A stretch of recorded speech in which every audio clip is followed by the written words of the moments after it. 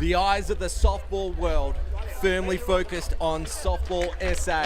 It is fully loaded action. James Harris here, and joining me is Eric Bolnar for Season 3 of Fully Loaded Softball. Well, we're not going to waste much time. We're going to get right into the action. You can see Millie Fidge in the circle right now. The first matchup is the Thunder versus the Pheonix. The Pheonix in orange, the Thunder in green. We got a whole bunch of rules to come to, but James, we'll start it off right off the bat. The bases are loaded to start this game. Fully loaded softball means loaded bases, and the pitcher's got 15 seconds to deliver. So you can see the shot clock, top left corner of your screen. Millie Fidge deals first pitch just outside for ball one. An established star of South Australian softball, and Lana Kaesler standing in the batter's circle for the Emmsee Thunder, one of the great sponsors of the game. And Lana has been a long-time member of the state team, and she cracks that one, looking for that shortened fence that's sitting out there in the outfield. And she's going against Millie Fidge, who's one of the rising stars in the competition. Yeah, got a bunch of stars of the competition out there playing in this competition. 3 teams, of course, and the Thunder, they were the premiers last year in Season 2 of Fully Loaded Softball. Change of pace. She'll watch that drop in. Now, the interesting thing here is, though, is the teams do go through a bit of a draft process. We'll talk about that shortly, but right now the eyes are fixed on a pretty juicy first matchup between Fidge and Kaesler.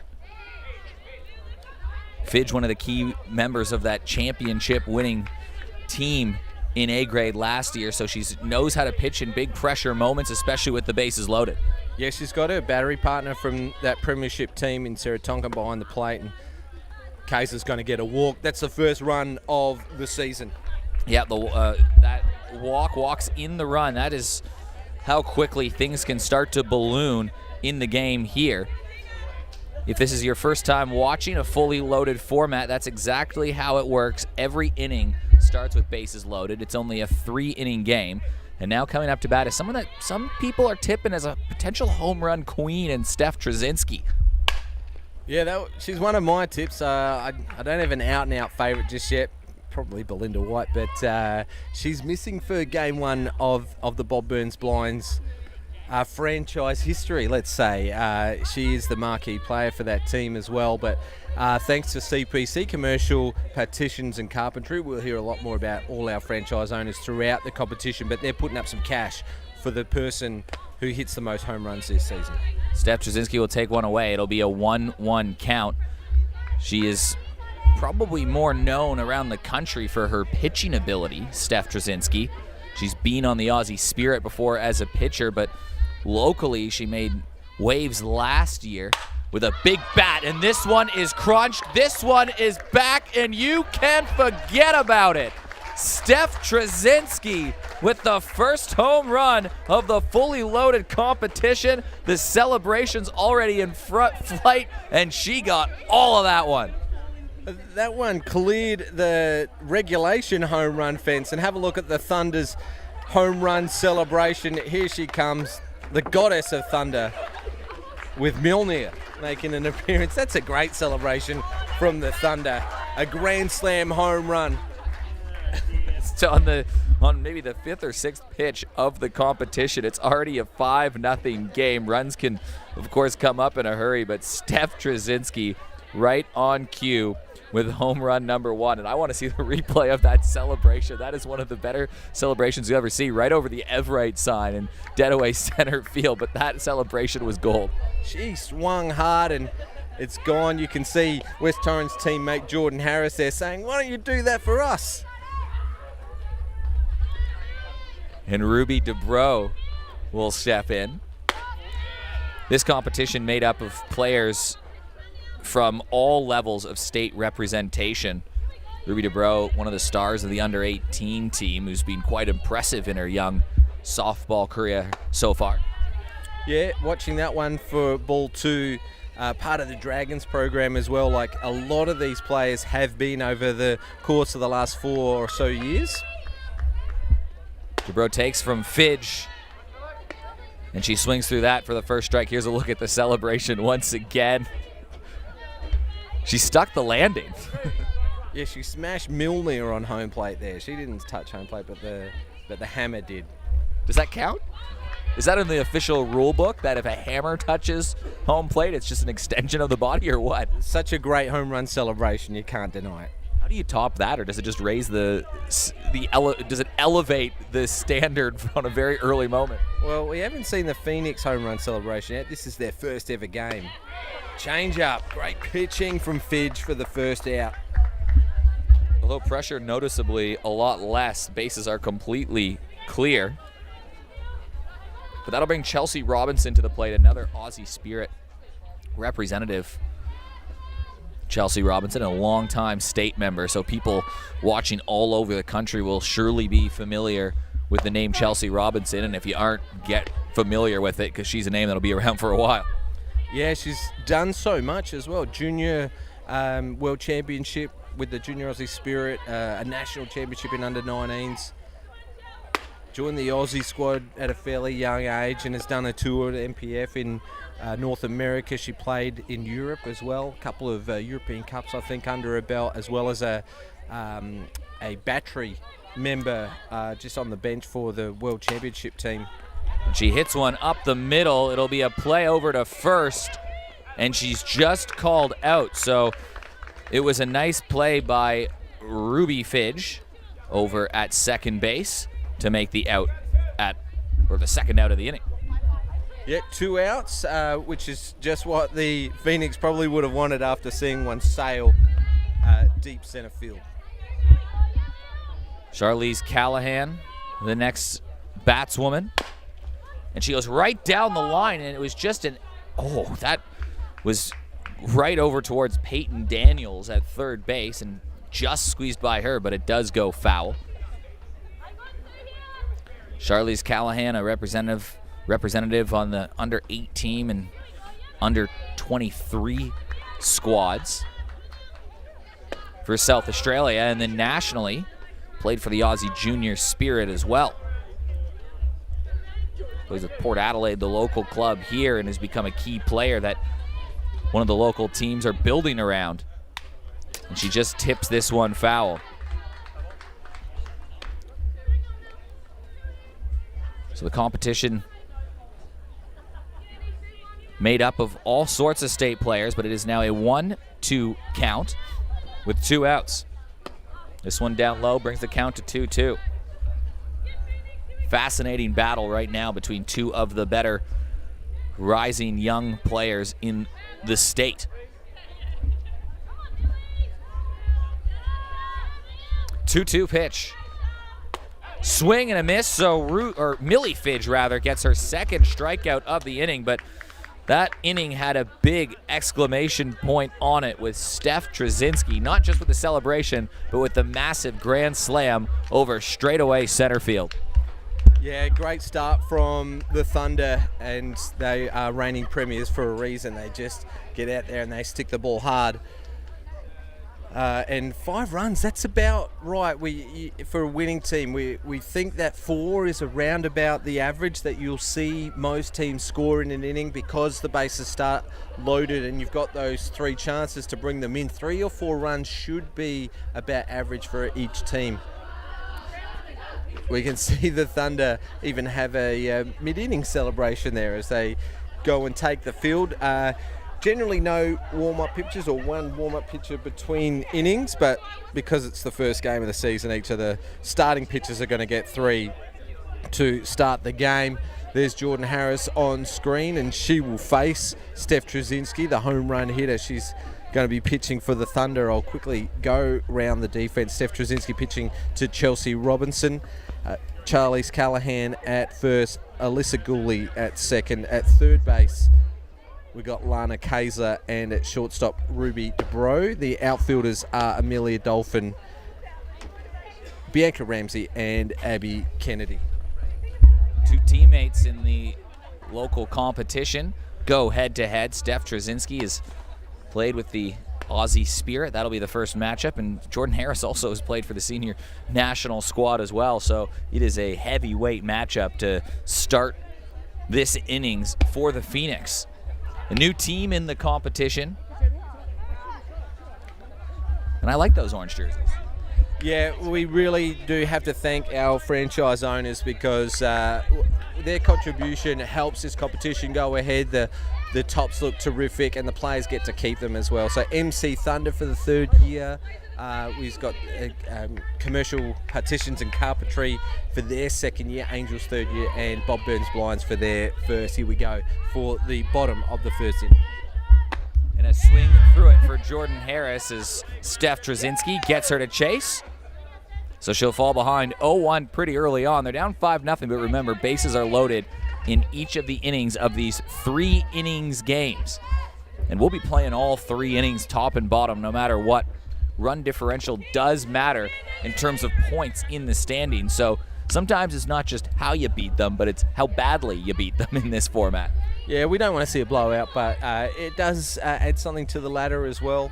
And we could see the tactics as well in the pitching already coming into a rise ball first pitch, then a change-up second pitch. So we saw Fidge trying to just go in with the gas, and she paid the ultimate price, didn't she? But Treszinski just dancing around the zone here against Harris.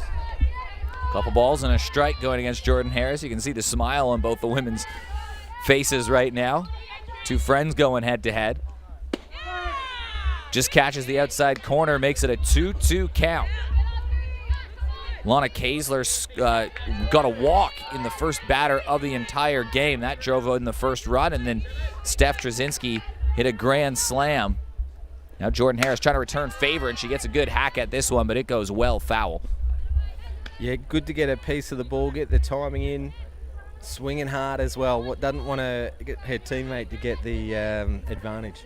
It's got to be pretty tempting just to take a look at the fence, which is just brought into, 180 feet?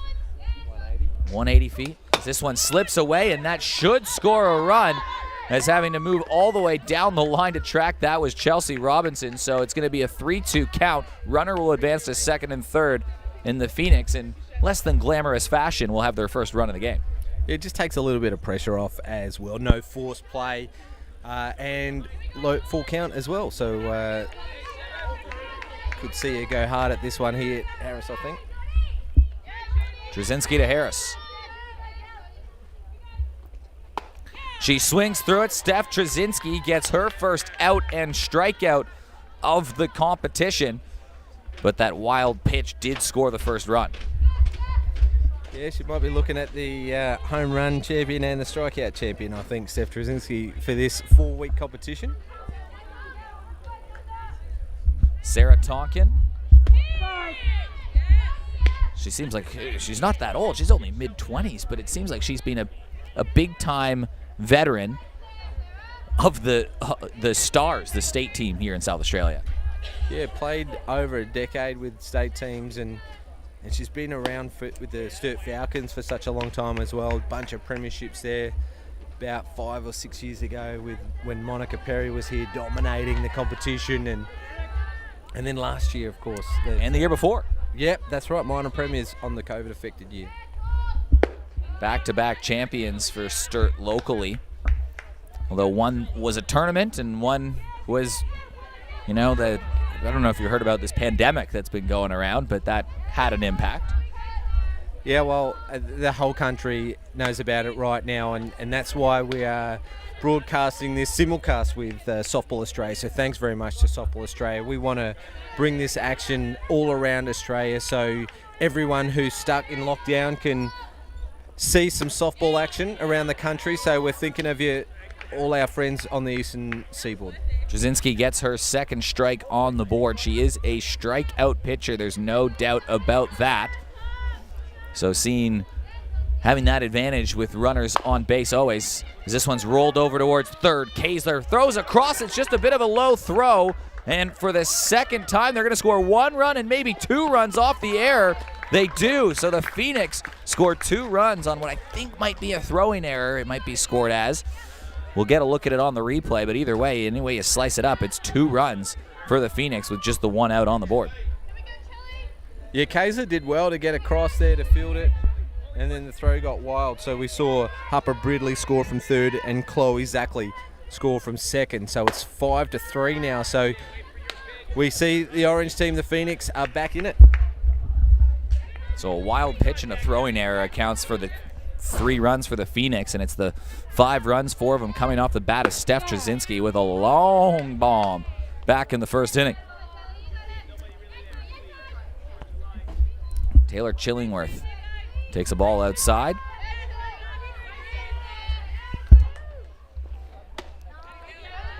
Under 18 and under 23 state team player. Also with the Aussie Junior Spirit. South Australia probably punching above their weight class in terms of population and representation on some of those teams, especially in recent years. Yeah, I like the programs that we have that have helped build this up. I remember starting with the organisation about 10 years ago, and we had 3 people in Aussie squads, 3 players in Aussie squads, and now we've got over 20.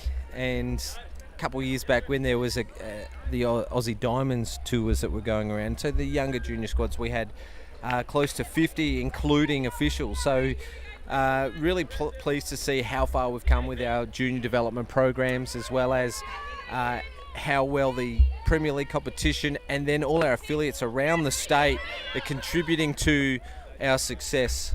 And that's where it starts at grassroots. So we're really pleased with how things are going, and hopefully that number continues to build. Chillingworth, during that, she struck out. Then a ball down low, which allows Sarah Tonkin to scurry over towards third base. Peyton Daniels swings through that. That one's tipped away. So Peyton Daniels up to bat right now. Gemma Letton standing in the on-deck circle, but there are 2 outs. And a couple strikes on Peyton Daniels. Here's the pitch again. Just finds the inside corner. Sorry, there's the second strike on Peyton Daniels.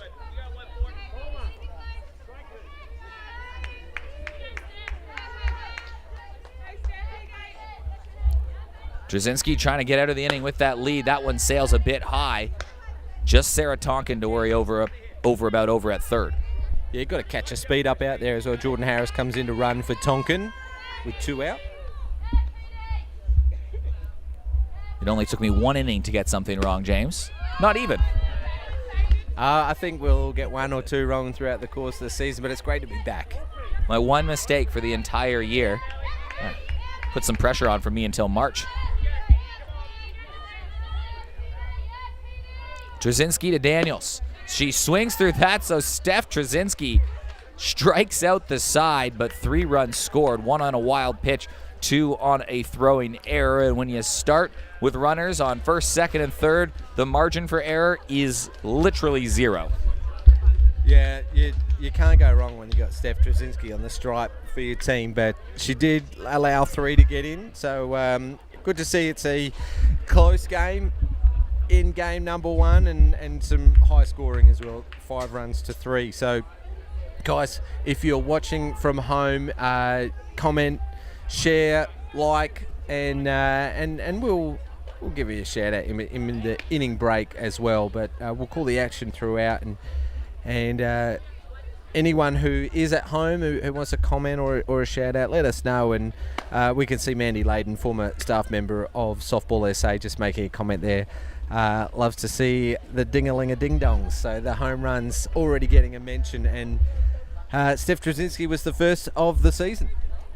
Mandy learned some softball lingo in her time working at Softball SA.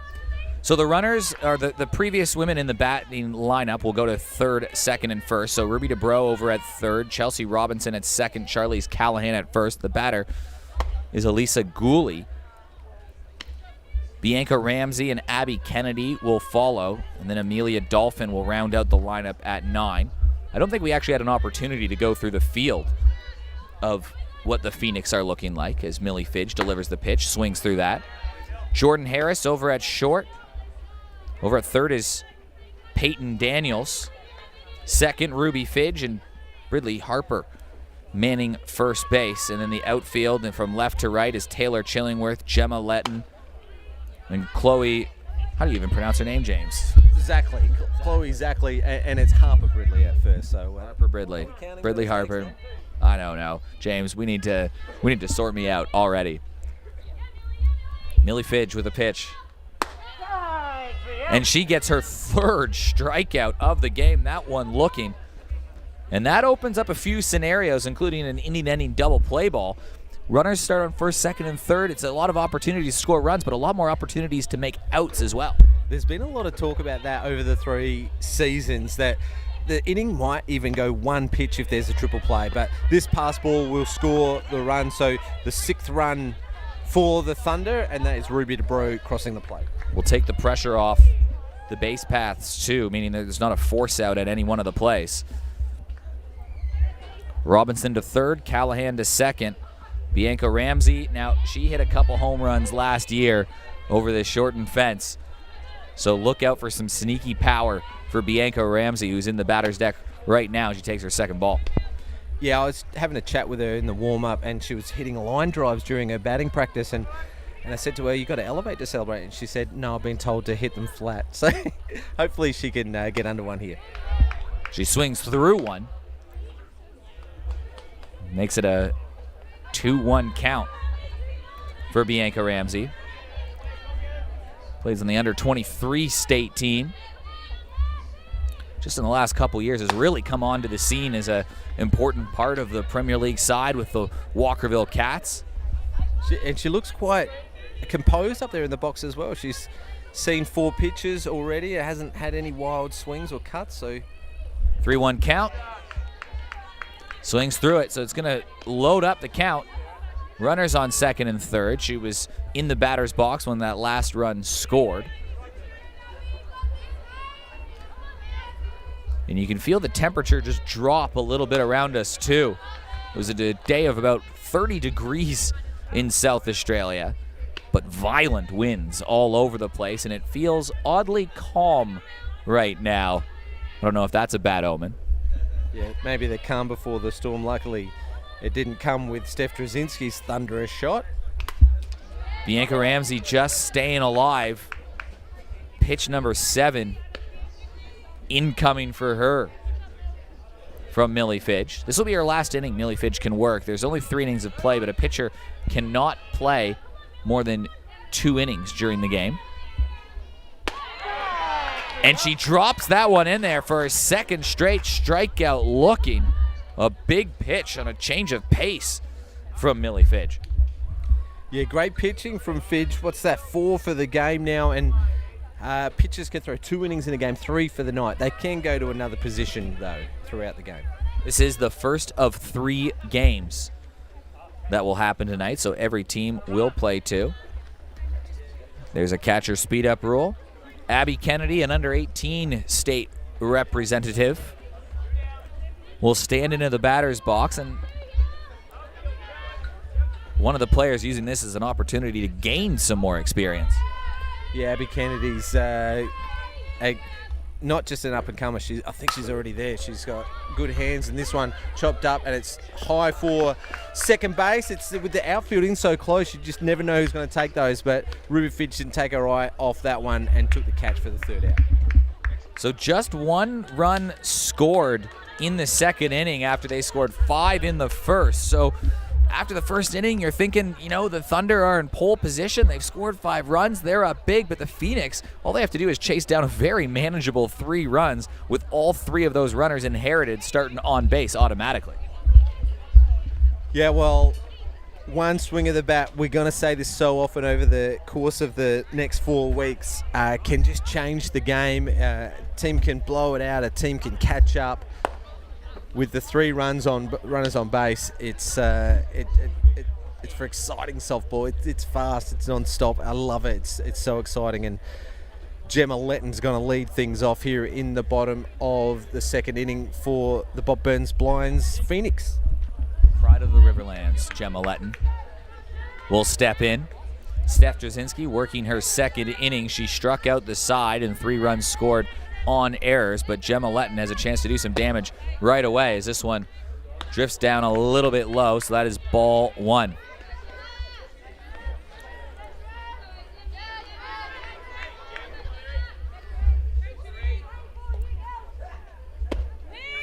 Letton, a big-time competitor out there, but does everything with a smile on her face.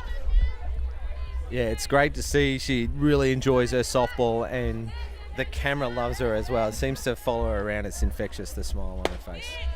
3 straight balls thrown from the Aussie Spirit Arms, Steph Drazinski.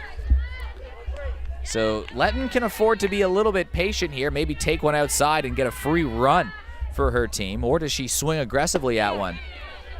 She'll take, and it'll be the first strike. Always interesting in that kind of situation, especially in this format. Yeah, preseason competitions, sometimes you like to get your eye in a little bit. Sometimes you just try something a little different. So she can swing that Eastern Ghost off her shoulder and make good connections. She could score a couple of runs for her team. She makes good connection there, just goes the wrong direction, so that one's in for foul, so the count goes to full. Fully loaded bases, fully loaded count. Treszinski to Letton. She swings through it. It's strikeout number 4, all of them swinging. So Steph Treszinski battles back from being down 3-0 in the count. She comes back with a fastball in, a foul ball, and she gets her on strike number 3. Well, if the Bob Burns Blinds Pheonix think that it's a bit unfair to be facing Treszinski, your first game of the season, don't worry, she cannot pitch the next one. Maximum 2 innings per game for a pitcher, or 3 per night. So she's doing a great job here for the Thunder, keeping their noses in front. Millie Fidge, the other strikeout pitcher, up to bat. Millie Fidge swings through that. Call the tip, so Steph Treszinski trying to get strikeout victim number 5. That's all of her outs so far. Tries to go for the off speed, just didn't dial it back in, so it makes it a 1-1 count. 2 balls, 1 strike. You can see that clock in the left of your screen. Pitchers only have 15 seconds between pitches to get it off. And again, Steph Drazinski finds herself in a little bit of a hole behind 3-1. Wasn't a problem for her in the last batter.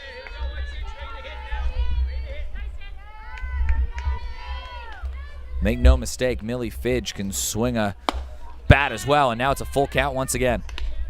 She's just going about her work so well, Treszinski, isn't she? She's a pro even in this early in the preseason, and just going about her work. Not much work for the infield though. Big time coach in the South Australian softball community.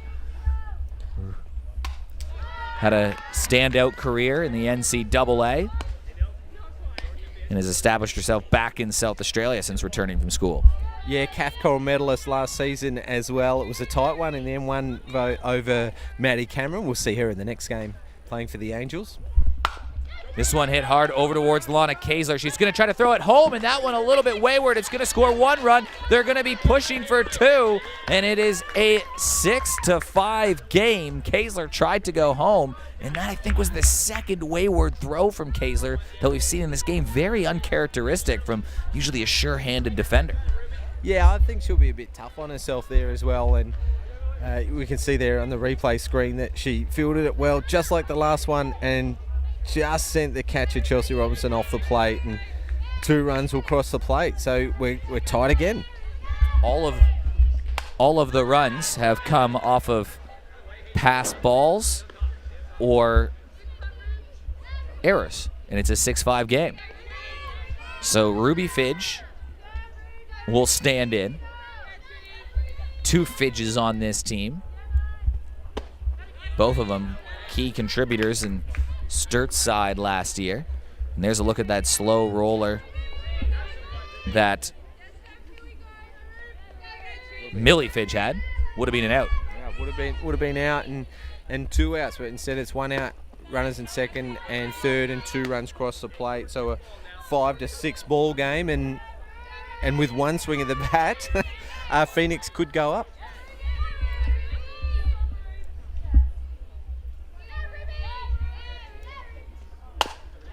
Here's a pitch back over towards Kaysler. They'll test the arm again, this time sure-handed. That's more like it. Makes the easy throw across the diamond for out number 2. Much better from Lana Kaysler on that occasion. Yeah, desperate for that second out. The Thunder. This will bring up the 8-hitter Harper Bridley. Not Bridley Harper. Now, Harper Bridley from Port Pirie. She's played at the Seacombe Softball Club as well for the last couple of seasons, and in a junior Aussie squad. She's grown as well. Still just first year of under 18s, I think. I'm sure she'll be one to watch in the local competition on the Aussie Junior squad, however. Yeah, under 17 squad does a bit of work with Karen Marr as well, national battery coach, and she's going to be a talent. I think she's going to do her share of work in the Premier League this year as well. We've seen so many young South Aussie stars come through the ranks, and over the last 4 or 5 seasons, all broadcast here through the softball media channels and on Spacequake Sports. It's been a great opportunity to get that exposure, just like this competition. But Drazinski gets her to chase it one up high for strike number 2 with 2 outs. Yeah, getting her chasing a high pitch as well, so maybe a predetermined swing there from Bridley. Her specialty will be pitching. She swings through it, so it's strikeout number 5 for Steph Treszinski. That is how her day will end, or this game at least, with 2 innings pitched. All 5 of the runs are unearned off of errors or pass balls. 5 strikeouts, no hits for Steph Treszinski, and she hit a grand slam in her bat as well. So a great performance, but she's probably unlucky that she's only got that 1-run lead. But we're in for a nail-biting finish going into inning number 3. Yeah, top of the 3rd inning, 1-run lead. Steph Drazinski dominant, and yeah, we'll keep an eye on the pitching stats throughout. We'll keep an eye on the hitting stats as well. So plenty more to come from the fully loaded softball coverage that'll be broadcast the 4 Thursday nights in September. I forgot what month we're in. We're 2 days out of winter. Can you believe it? We had a 30-degree temperature day today, and looks like a pitching change as well. Charlotte Dubrovcek is throwing for the Pheonix, and she made her Premier League debut last year as well for the Port Magpies. So great to see Charlotte playing. I think she's one of the 3 players from the under-16 state team that we've got. So generally the under-18s, under-23s and open women's playing in the fully loaded, but just couple of the under-16s playing as well, and she throws hard, doesn't she? There's the first one high for ball 1. Right to Amelia Dolphin, another player on that Aussie Junior squad, coming up the ranks with the likes of players like Harper Bridley, I believe. Yeah, and Port Adelaide teammate Charlize Callahan and Taylor Chillingworth. A lot of good young talent on that squad. Absolutely. They'll be the team to watch this year as well. New coach, so very exciting for Port Adelaide this year.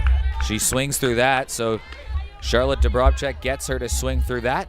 Teammates in the young teammates. Yeah, she'll just have to watch the count as well for the clock. She got down to 1 second last pitch, and she's already down to about 2 or 3 seconds here. So this one squirts away, and it's going to be a run. I don't know if that's a product of just having to rush and not be in your usual routine, only having that 15 seconds, but that one sailed. So Lisa Gooley will cross the plate. Runners will advance to 2nd and 3rd. Ramsey on 3rd, Kennedy on 2nd.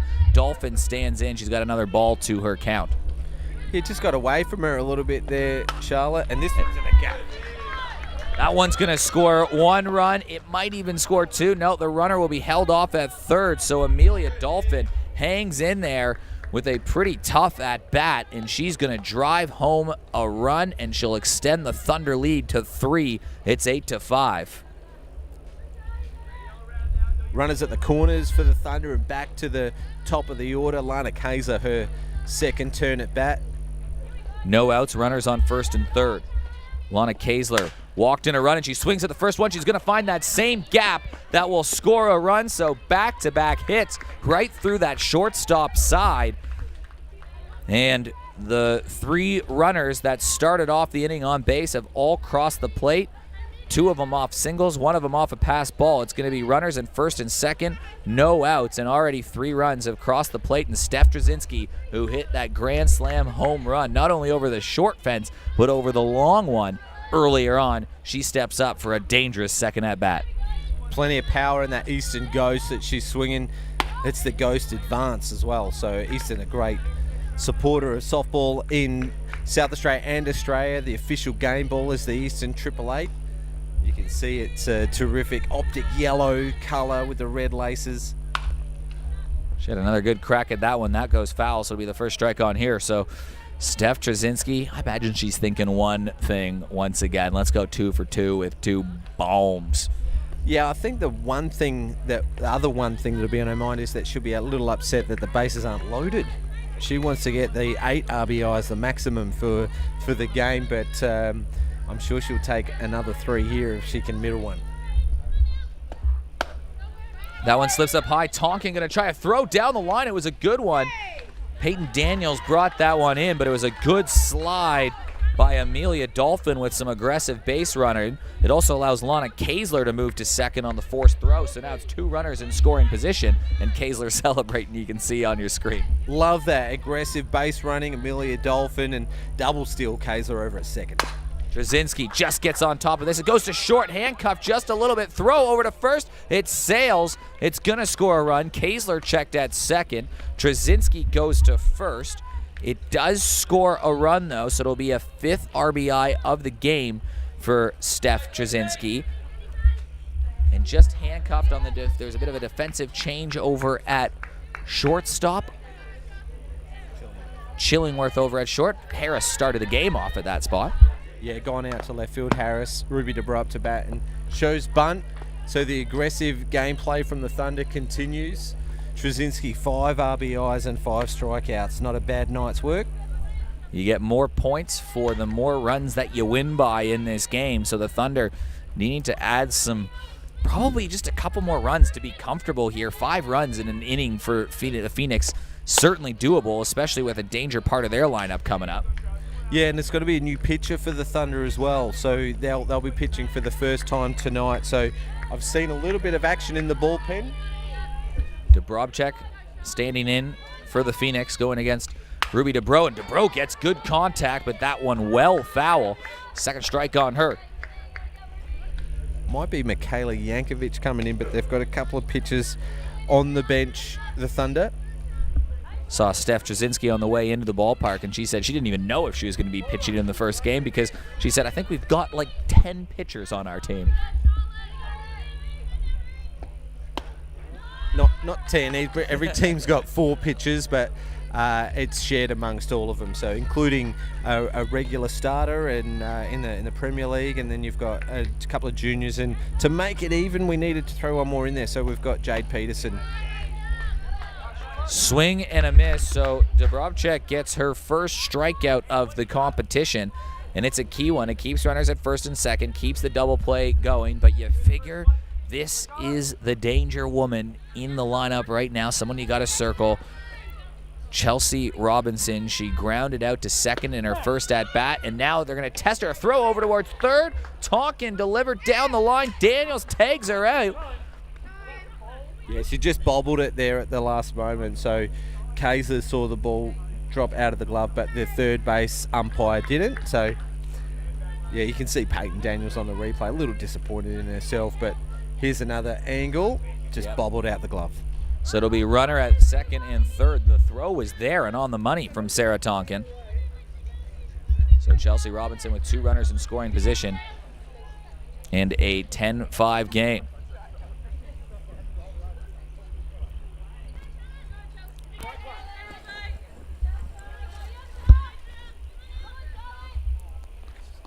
Dobrobchek has this one slip away. It's blocked, but it's going to be a walk. So the bases started off loaded, and those were given to him, and now they've earned a bases loaded situation with Charlize Callahan coming up to bat and an opportunity to bust this game wide open. Loaded bases again for the Thunder.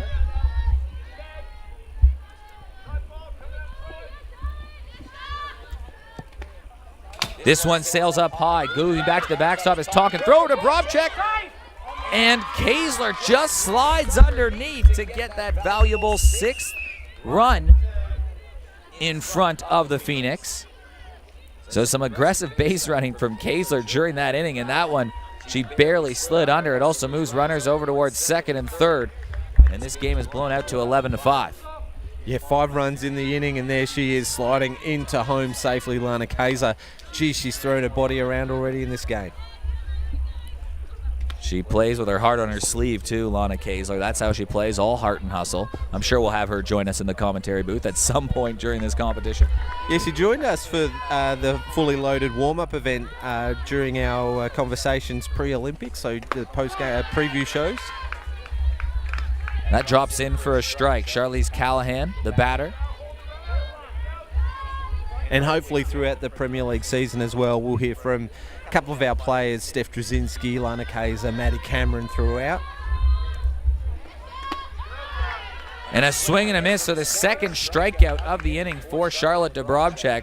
It's a key one. It's out number 2. Again, 6 runs, still manageable for the Pheonix. Any more starts to become a challenge. So Lisa Gooley has a big moment in front of her to try to pad this lead and try to push it to maybe 7 or 8. Yeah, all but one of the outs so far. So what's that? 7 out of 8 so far have been strikeouts for the Pheonix. So great pitching. Actually, no, I was adding Steph Drazinski's tally. It was 4 strikeouts for Millie Fidge. So 6 out of the 8 outs so far for the Pheonix. A lot of strikeouts is what I'm saying. You feel like that has to be the key to this competition. Balls in play really put a lot of pressure on the defense, and this one hit hard. There'll be some pressure. A nice snag over at first.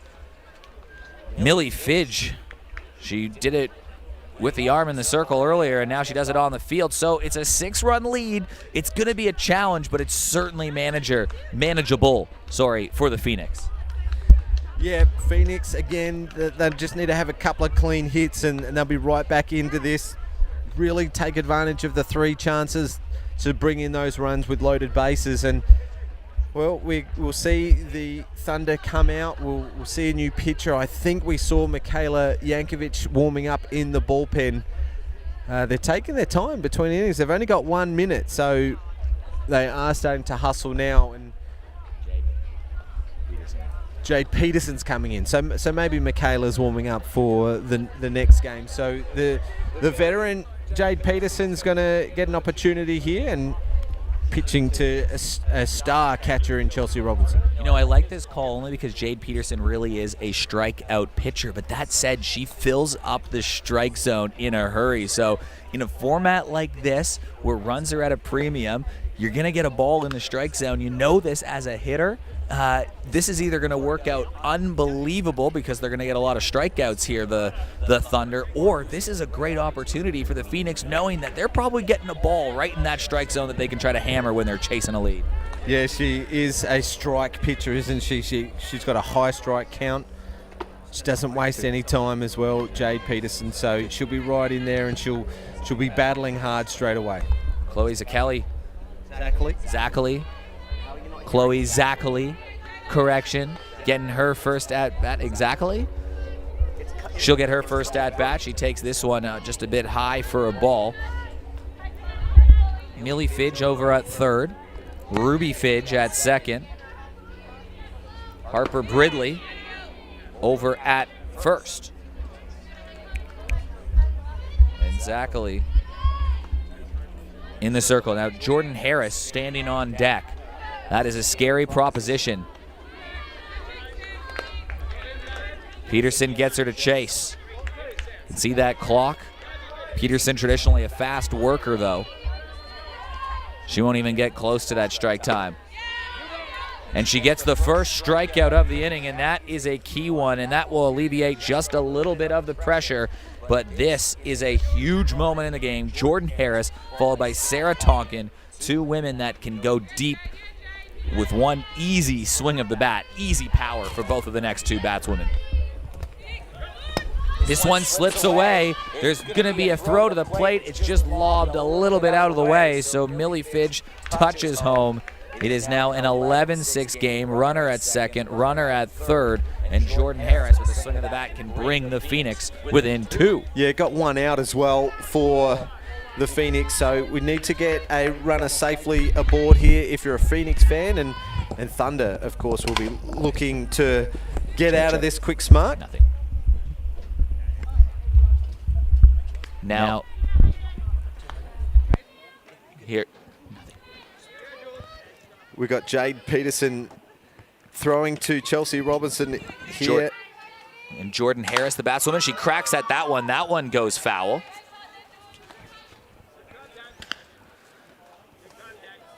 Good hard swing of the bat there from Harris as we just try to get our headsets settled in. Hopefully some improved audio quality for everybody out here as the games continue. But here's Harris once again. She wants it and she strikes out. So the strikeout queen, Jade Peterson, has come in and made a bit of a statement right away with 2 straight strikeouts. She's kept only just the 1 run allowed off the passed ball, and it is an 11-6 game. Sarah Tonkin with the Pheonix last chance here in game 1 of season 3 of Fully Loaded Softball. Even if she can shrink the margin just to a couple of runs, it will help on the table for the Pheonix. Yeah, need to get bat on ball here. Would you say last inning, I think all but one of the runs were, or all runs were unearned so far.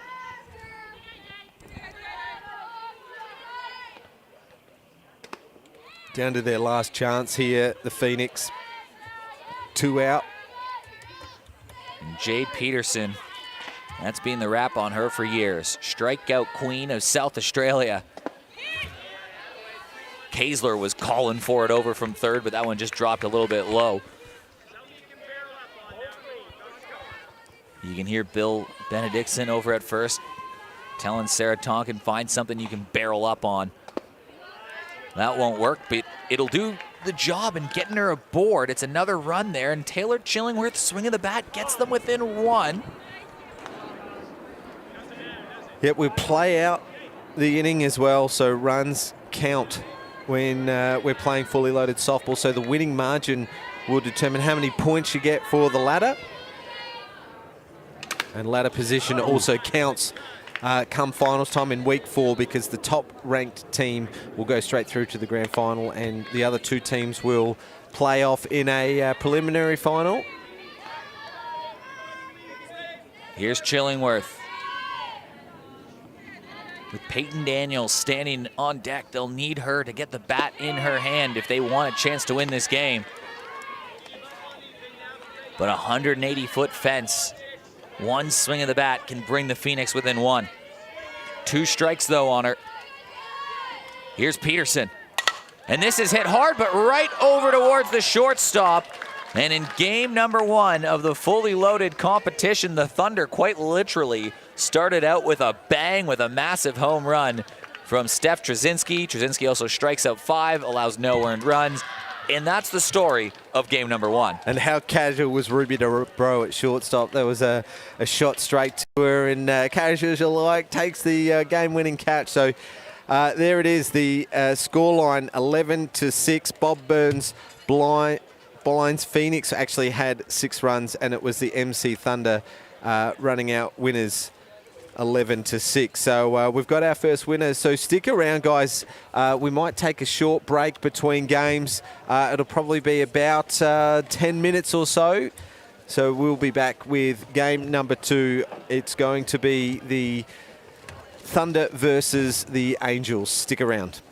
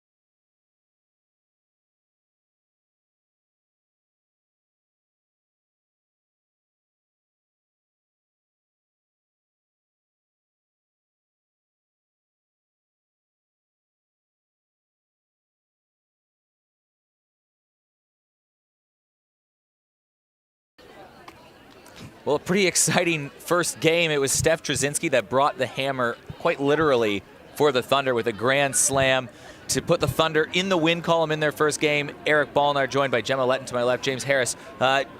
Pretty exciting first game. Yeah, great to see. We saw the Bob Burns Blinds Pheonix make their debut as well.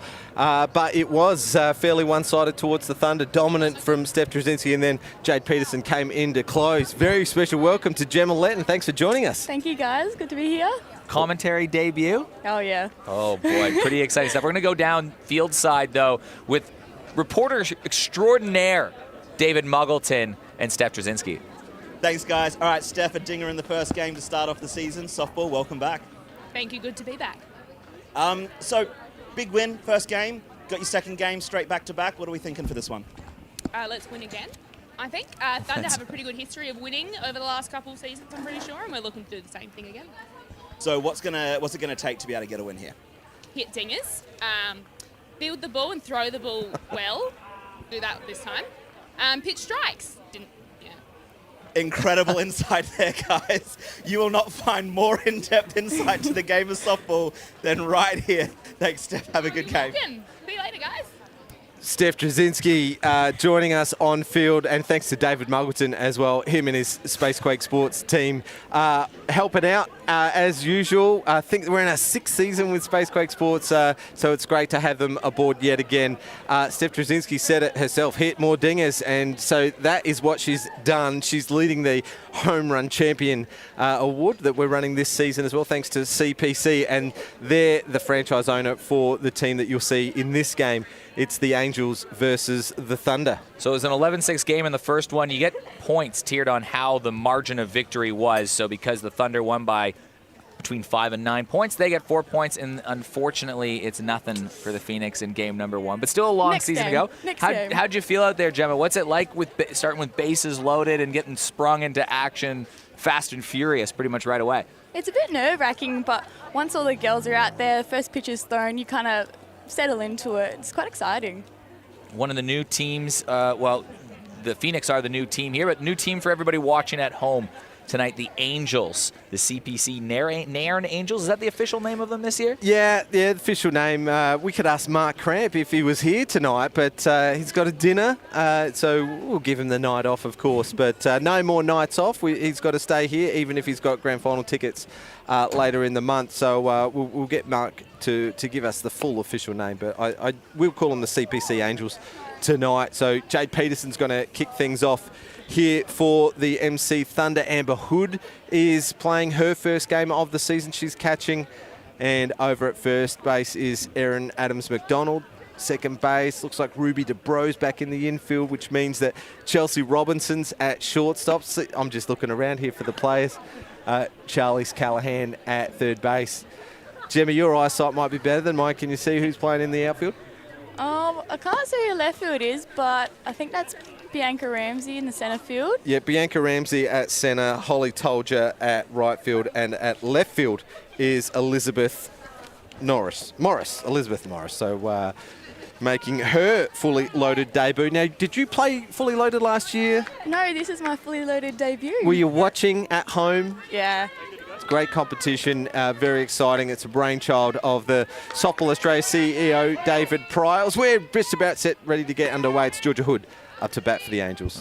Georgia Hood swings at the first one, crunch towards center. It leaping up was Bianca Ramsey, but it goes over her head, and it's a grand slam for Georgia Hood on the very first pitch of game number 2, and we can't wait for the celebration. One pitch, one grand slam, 4 runs. Oh.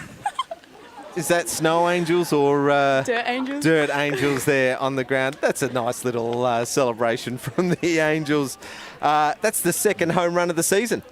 She didn't even give me time to say that I think this is the most dangerous start of a lineup in terms of having Georgia Hood, Maddie Cameron, and Sophie Hoyle. Those are 3 very powerful batters and a scary one to start the lineup. And they could just, I guess, actions speak louder than words anyways, and Georgia Hood just showing everybody what she can do. There's not many lineups that would have Maddie Cameron batting at 2. No. And that's the reason why Georgia Hood, one of the marquee players of this team. And Maddie Cameron swings at the first pitch. They're swinging at the strike zone early. Jade Peterson typically throws a lot of strikes. She fills that zone up, and Maddie Cameron already aboard with a single, 2 pitches, 2 hits. Good start for the Thunder. She's picked up where she left off from last year. This is not a mistake. She hit over 600 for the Premier League season last year. Yeah, pretty dominant player. Sophie Hoyle up to bat, another longtime state team member. She likes to swing a heavy bat as well. So, Gemma, was there any strategy discussed with the coaching staff or the team before the game? Like, how do you try to line things up for a fully loaded competition like this? I think because we had quite a young team, we just got to settle in, and once we get a few games under our belt, I think we'll settle in really well, get the bats going. Have you got a designated captain of the team? No, not. We haven't not seen yet. Belle yet. No. Should be playing in game 2 for the Pheonix tonight. No, she will not be. She's not going to be here. Oh, what a shame. She'll be the captain, of course. Olympian Belinda White. Can't wait to see her in action since she's come back home from Tokyo. Unlucky she had to sit in 28 days of quarantine just to get back onto the diamond, to be honest. Yeah, let's not forget that they were confined to the floor that they were staying at the hotel while they were in Japan in the lead up to the Olympics. Then they were confined to the Athletes Village in between games as well. So a lot of confinement for Belinda White. Normally a bit of a social butterfly. Georgia King up to bat, an Aussie junior squad member. This team has 4 Georgias on the team, the Angels. Whoever was drafted in that team, obviously a preference to the name, and they're going to try to steal a run early. Maddie Cameron. She is gone. Gemma Letton calling that one early. Yep, that's the first out. So good play from Amber Hood, firing that one across to Chelsea Robinson, who had to cover from shortstop. So the first out runner is on second.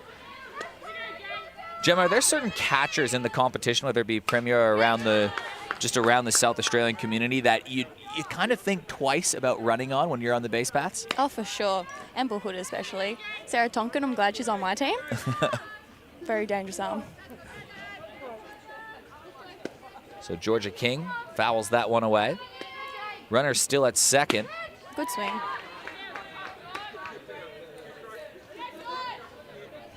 It'll be the second strike loaded up on Georgia King.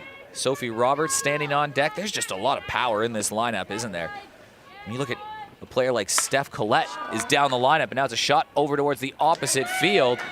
It was brought in by Claire Warburton. It's going to allow the runner to tag up, but that will be out number 2. Holly Tolger playing right field for the Thunder. So great catch, bit of a shoestring catch there, taken low below the knee for the second out. Runner does advance through to the third. Here's that celebration again for Georgia Hood and the Angels. So Mark Cramp and CPC be very happy to see those celebrations with another heavy hitter here in Sophie Roberts up to bat. Got some celebrations up the Pheonix sleeve. Is that something you guys have discussed? Yes. You have to see when we hit a dinger, hopefully in the next game. Is that going to be you? Oh. Swinging for the fence? Is that the one? Yeah. I mean, hopefully, but it would be good.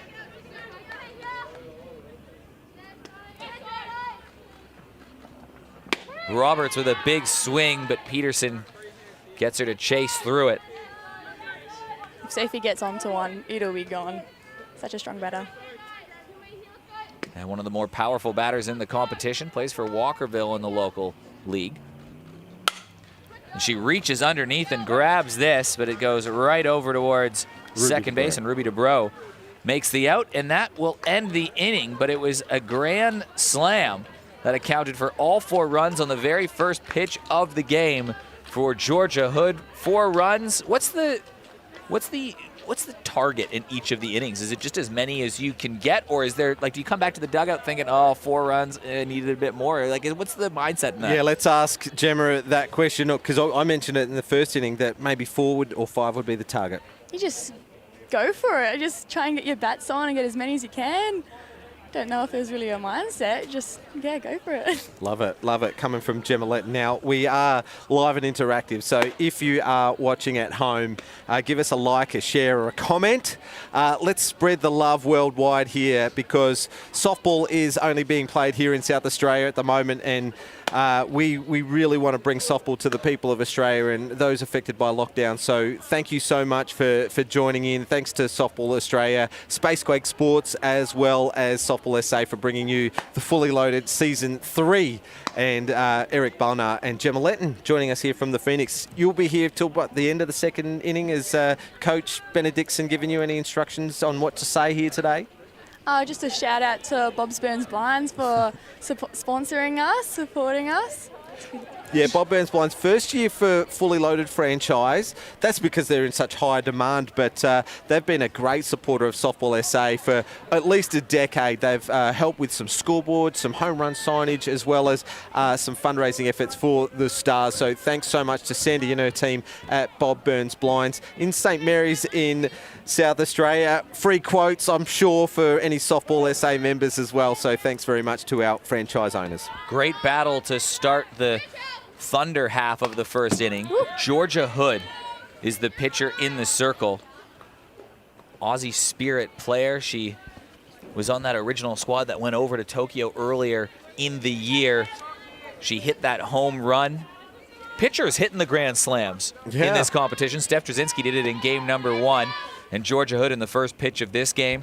She's a great pitcher. She's a great hitter. She can do everything.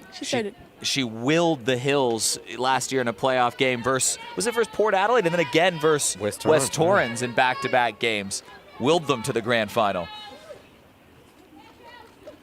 And she's pitching to her Aussie Spirit prospect teammate in Chelsea Robinson, who they shared quarantine together. So I was entertained with their Snapchats and videos that they were sending through to my wife. She was showing me a couple of those, so they had a great time rooming together. Don't think you'd get sick of them as this one goes off the back burner, and it'll be a run scored. We've seen a couple runs scored by those pass balls. It's the first game of a high-level competition for anybody at the start of preseason. I think this is the first hit out for a lot of players, so everyone's trying to settle back into it. When did the preseason start for most of the Premier League teams and players? Only a couple of weeks. So still about a month or so away from Premier League action, live here on Softball SA, Spacequake Sports, and massive broadcast partner in NITV, SBS Sport. So that's one of our big announcements of this year. So all Saturday afternoon games will be live on SBS On Demand. So get the app and you can watch Premier League action. Swing and a miss for Chelsea Robinson. That's a big scalp early on for Georgia Hood. But it doesn't get any easier with Charlize Callahan and then Steph Drazinski coming up in the lineup. But they do have one run that's crossed the plate on the pass ball. Charlize Callahan, teammate of yours? Yes, she loves the high balls, and I know Georgia throws a lot of low ones, so we'll see how she goes. Don't give too much away. I reckon your coach wouldn't be too happy with you giving that away. I didn't say anything. New coach at Port Adelaide, Gemma. Yes. Have you had any sessions with the new coach yet? Yeah, we have. It's been a really good hit out to start the season, and it's looking really good. You're going to give it away? Do people have to wait to know? Yes. They do have to wait. No, it's been announced already. Ben Lucas, who's participation officer here at Softball SA, has got the job at Port Adelaide. Georgia Hood throwing to Charlize Callahan. Oh, nice piece of the ball. It goes foul to the right side. Amber Hood was the runner that crossed the plate. Who's over at third? Is that Bianca Ramsey and Elizabeth Morris on second? Don't know too much about Elizabeth. Do you know much about her? No, I don't. You've seen her at squad trainings or trials? No, I don't know some of these girls, but I'm learning their names. Excited to see them come She through. might be in the under 18s, I think. Swing and a foul from Charlize Callahan. Probably some big expectations for her coming into the Premier League season, building on what's been a first couple really nice seasons for her. Yeah, Rookie of the Year a couple seasons ago. And a solid 250 season I think she had last year. So that's great to have in the middle order for her club team. Right up the middle, Hood going to check the runner over at third. It's going to be a good old-fashioned rundown, and it's tagged out by the catcher. Ramsey did her best to avoid a tag Danced there. around it. Good moves, Bianca. I'm sure you've seen a couple of those moves before. I've seen you on social media. Bianca, good friends here of the panel here at the table, because you call her the women's baseball, of course, Eric, and teammate of hers in the women's baseball as well as a dancing partner for Gemma Letton. Here we go, Steph Drazinski. Well, it's been a very good inning for Georgia Hood and the CPC Nairn Angels, just allowing the 1 run. That's hard to do when the bases start off loaded. Steph Treszinski batting down the order a little bit here, because she batted twice, I guess, in the first game, but playing DP, batting 3 in this one. Swing of the bat can tie it up. She's already got a home run. She's got 5 RBIs she had in the first game.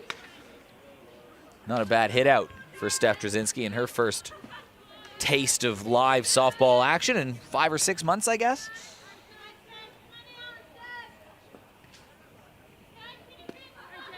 So there's 2 out. Treszinski, hard hit ball. That's going to be RBI number 6 on the night for Treszinski, an early leaderboard for her. That's going to score Bianca Ramsey over at third, so it cuts the lead down to 4-2. Bianca was out at the plate. That was Holly Tolger, who crossed the plate for the Angels, and Claire Warburton was doing the fielding at right field for the Angels then. She got it in quick smart, but it was a great shot to Treszinski for another RBI. 6 for the night. The pitcher, Jade Peterson, trying to help her own cause by driving home a couple runs. Runner on first and second now. Great replay. Leading teams replay from footage from Spacequake Sports. So Jade Peterson up to bat. She's wearing the glasses tonight under the lights.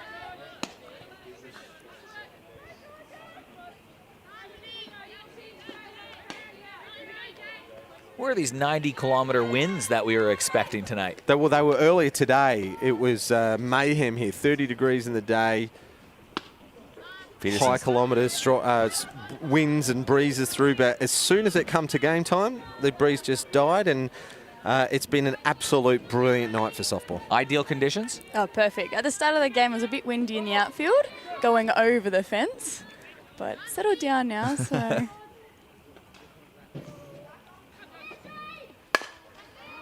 Hit hard but foul. Gets her second strike on her. 2 outs already on the board. In between innings, we'll go to social media and we'll give a couple of shout-outs. There's one special one for you, Gemma, coming up. Probably from the Chuka. Not a bad guess. Good pitch from Hood. She's peppering the edges. Georgia King doing the catching as well, talking about up-and-coming players. If she was to stand up, she'd be the tallest out of the 3 of them there around home plate. Does a little bit of rowing as well, from what I understand.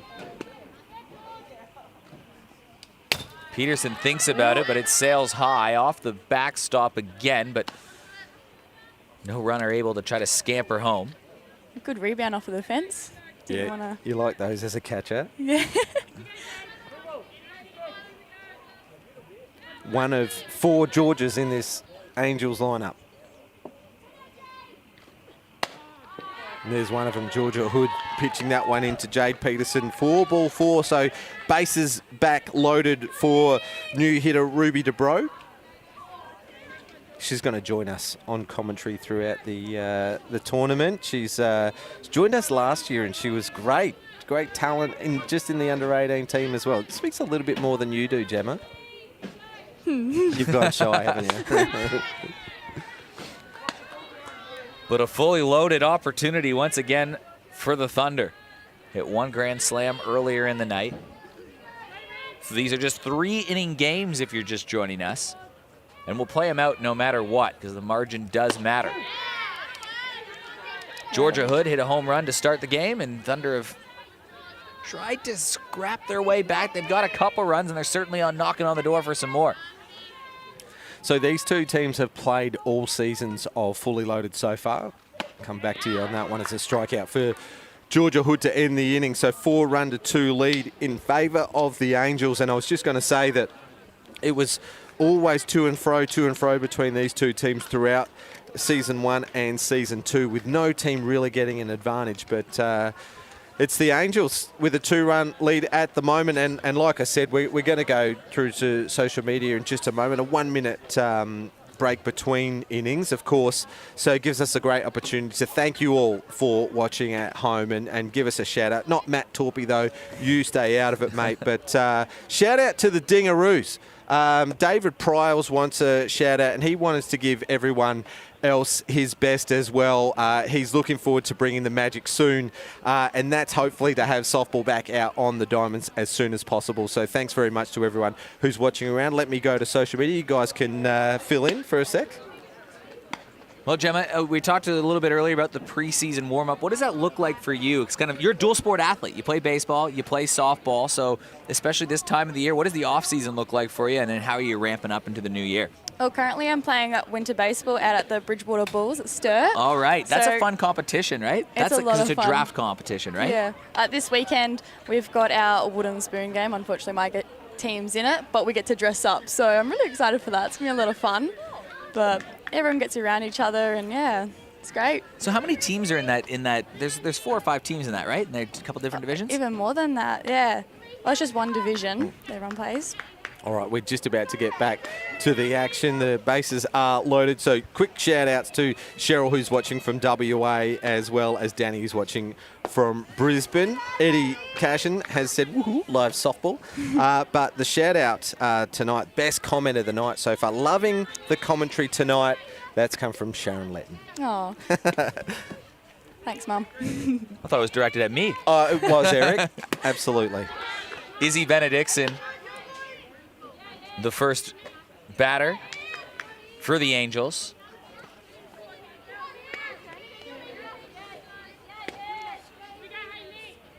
She swings through the pitch.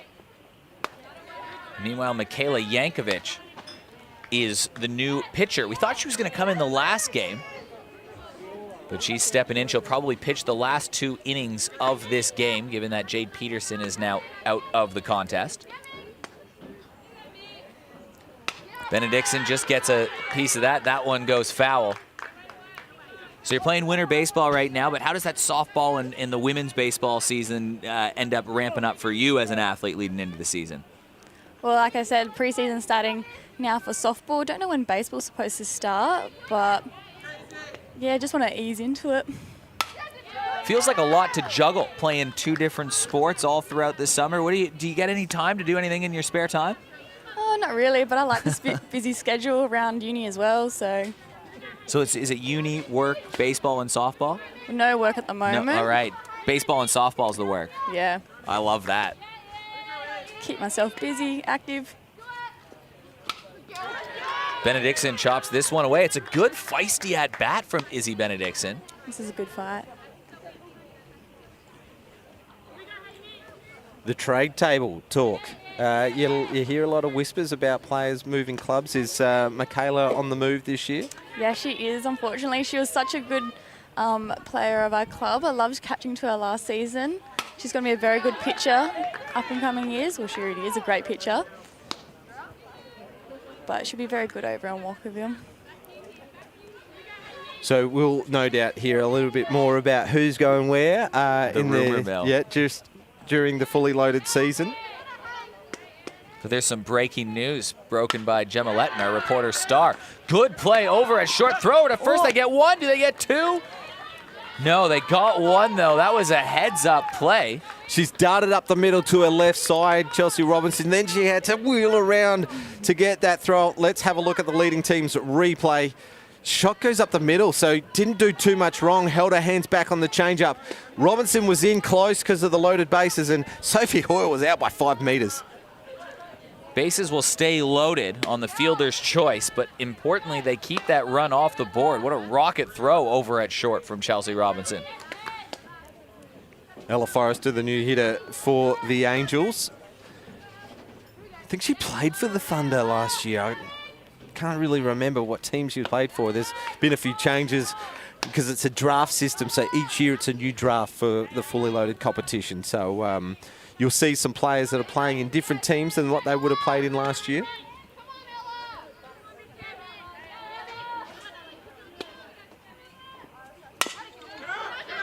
Grounded over towards third. Throw over to home again. Did they get the out? She held Yep. on to it. Another great play at the Pickup. plate. Amber Hood, a great pickup. Good play from Callahan, and she didn't waste any time. She got rid of it quick, smart. And Hood has taken the play very well. This is the player I've been waiting to see, Steph Collett. She's come back from a career at college. She moved around a little bit. Morgan State first in Maryland, so that's the east side of the states in the NCAA. And then she switched to NAIA on the west coast with Oregon State, and they actually won a national title earlier this year. So we've got a national champion player right here in the US collegiate system, the NAIA, Steph Collett, up to bat. It's a big in for the Angels. It's a big in for the Premier League side and Walkerville as well. Steph Collett, though, as the base is loaded, but it's two nice defensive plays from the corner. Oh. But this one slips away. Roberts to And score. Sophie Roberts will touch home. It's a 5-2 lead for the Angels. It was almost a pretty clean inning for them. Yeah, the replay just shows that it's gone almost in the right-handed batter's box. So just getting away from Michaela Jankovic there. She had that big win, that breakthrough win last year for Port Adelaide when Yo Grauer was playing state championships in Queensland. And she beat Sturt Falcons. They went on to win the premiership. So massive breakthrough win in the Premier League for Michaela. So will she be the ace for Walkerville this year? I'm not quite sure what Walkerville have got going on. I tried to ask Bianca, but she won't tell me nothing. Call it. Chops at that one. Foul gets a second strike on her. It's a decent little bat to have batting 8th in the fully loaded competition.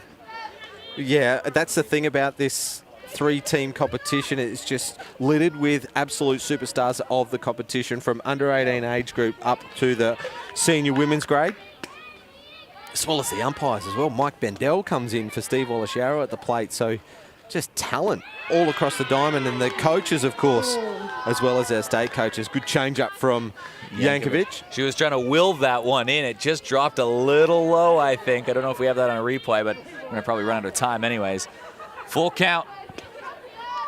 It is a 3-run game. 2 outs, runners on second and third. Steph Collett up to bat. She'll extend the at-bat. Some gritty at-bats, both from, you saw it earlier with Bennett Dixon, then Ella Forrester. Both of them grounded out. They've been long at-bats. They haven't really been rewarded for how tough some of the at-bats have been.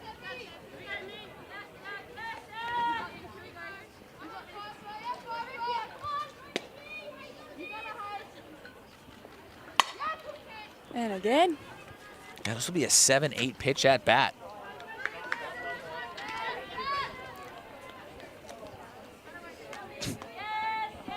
Yeah, great battle here between Collett and Jankovic. They'll be teammates, of course, for the Cats. Just looking around the diamond, there's a couple more out there as well. Robinson and Roberts just across the plate. Staying alive, fouling that one off. Another batter putting their trust in the Eastern Ghosts. It's the bat of choice here in South Australia. What do you swing, Gemma? Yeah, Eastern goes. Absolutely. Need that extra bit of pop.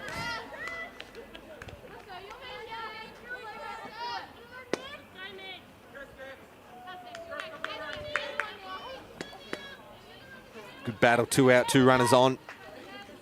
And a big swing. I don't think it's going to have enough. It's out towards left field.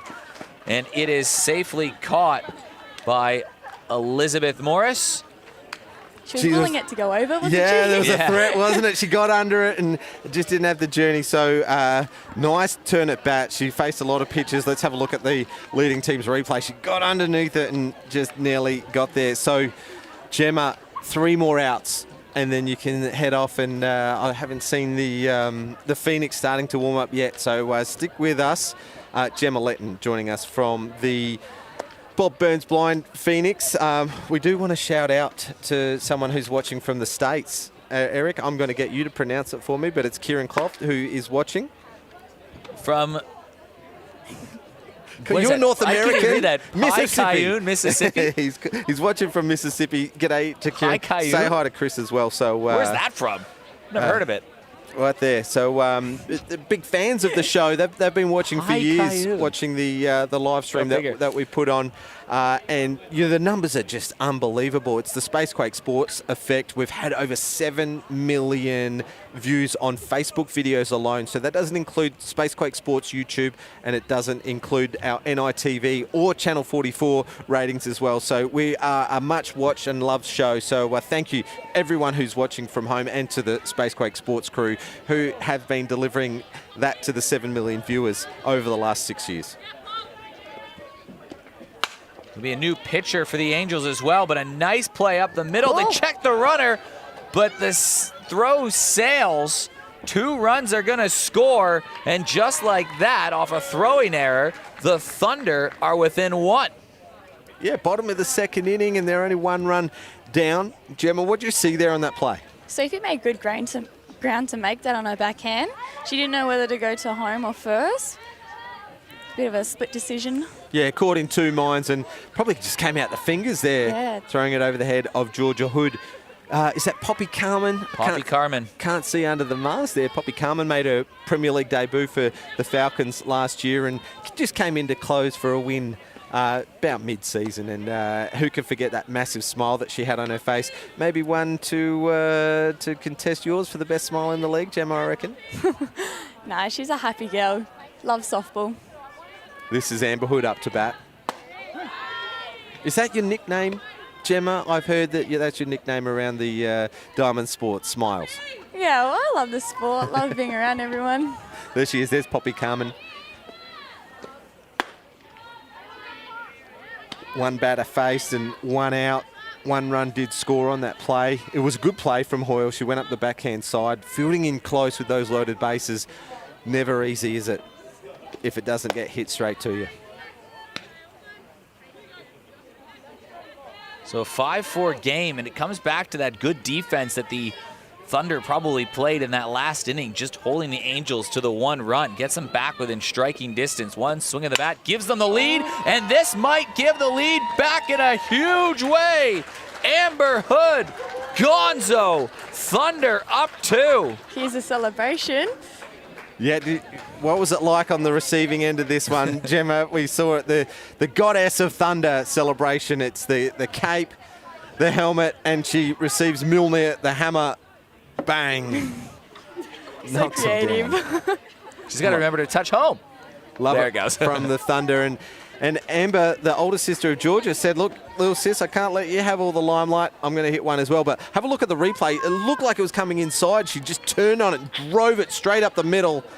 That's the 2nd home run of the game, the 3rd of the competition. And the Hood sisters. Yep, there's 3 leaders now at the moment for the CPC home run champion. Cash prizes for the top 3 home run tallies for the year. Empty bases, and it's now an 8-4 lead for the Thunder.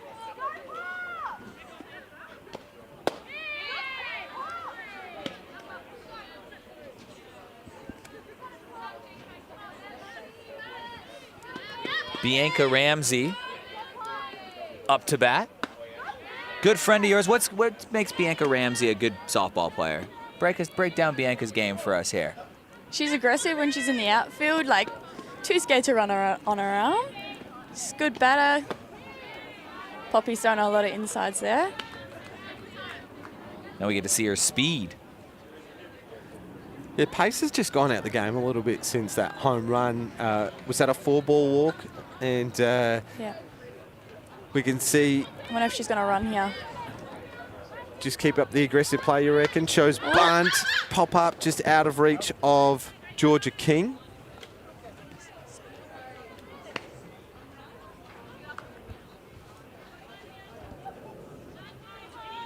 Just double checking the score. No, I'm not keeping count. We think it's 7. We think it's 7-4. So it was right before. So thanks, Brandon, for getting that one up on the screen. There's a lot that happens in these games, but they had their first 3 runners on. They scored on the 2 runs on the error. Aaron Adams McDonald got on base, and then a home run from Amber Hood, making it 5 runs. Runner trying to dive into second. There's that speed of Bianca Ramsey, and now she's put herself in scoring position. So the Thunder with a 7-4 lead at the moment.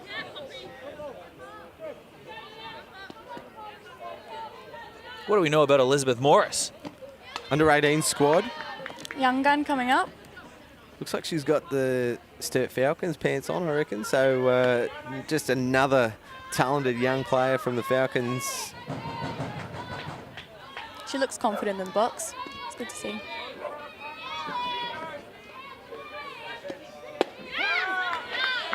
Low in the zone, Poppy Carmen, so a club teammate there. Gets the first out of the inning. Chelsea Robinson up to bat. Gee, doesn't get any easier for Poppy. Such a good learning experience, though, for these young pitchers. And a first pitch crack at it for Michaela Robinson, or sorry, Chelsea Robinson, Michaela her sister, but Chelsea Robinson putting runners on the corners. Did you see Maddie Cameron looked like Had she a was look at first? Yeah, looked like she was going to come up firing. She didn't know to go to first or third. No one covering first. So that'd be interesting to see with the shorter fence to see if there could be a possible 8-3 play at some stage in the comp. And Cameron's got an arm, but there goes Robinson. There's not even going to be a contest over at second. So 2 runners in scoring position. Here's the home run celebration for Amber Hood. She didn't want to take the Thor helmet. They got to start mixing it up eventually, though, don't they? What do they have for next week? They just got to remember to step on the plate. I can't wait to see what the Pheonix have for us. I hope it's something. That's very exciting. Is it? Very creative.